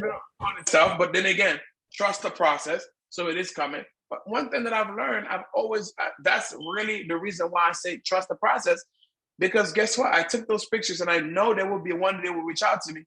And yesterday she reached out to me and said, hey, you know what I'm reaching out to you for? Those pictures that you said I was going to reach out for, I would love to purchase them for you. And guess what I said? That doesn't mean she's still going to get them. It's $1,000 for me to go look for it. I knew it. It was on my tongue. I knew it. I knew you were going to say that. I said that. I said to her, I don't think it'd be worth it for me, because the price that I'm going to charge you to go look for these pictures, you're not going to want to pay it. She's like, how much? I said $1,000. I said, usually I charge $1,000. Then when I found them, I sell them to you again, right? But I said, for the time that it's going to take for me to go look for your picture, you're going to have to pay me $1,000. She was like, oh my God. She was like, oh my God. You know what she said? She said, so she thought about it, and she said, she hit me up. She was like, I'd rather book a photo shoot. I said, guess what? I said, a photo shoot for me, it started at like $3,500, close to $5,000. That's the minimum you can spend with me for a photo shoot. I said, you're gonna be a time, you're gonna reach out again, and it's gonna go up. It's gonna be $3,000 to $5,000 for those pictures, and you're gonna hate me. You're gonna be like, oh my God, but you said it was $1,000. You should have. Yesterday's price. That's what I'm gonna say with DJ Khaled. Is not today's price, ladies and gentlemen. So with that said, peace, love. It was a pleasure. All right. And have a blessed evening. And remember, only engage with the positive people. The negative ones, let your fans eat them up. Okay? Amen. Amen. Amen. And for those of you who want to follow Luc, you can follow him at Beautiful Souls in NYC on all social media platforms. And God bless you all. Yes. Thank you so much. Beautiful Souls in NYC. Don't forget to put that INNYC. Beautiful Souls, SOULS. So, with that said, wish you all the best and don't give up on your dreams. That's it. Amen. Because one day will become a reality. Remember that. Yes. Right? Yes. Luc, have an amazing Friday, and we'll be in touch. Definitely. Stay blessed. Thank you. Toodles.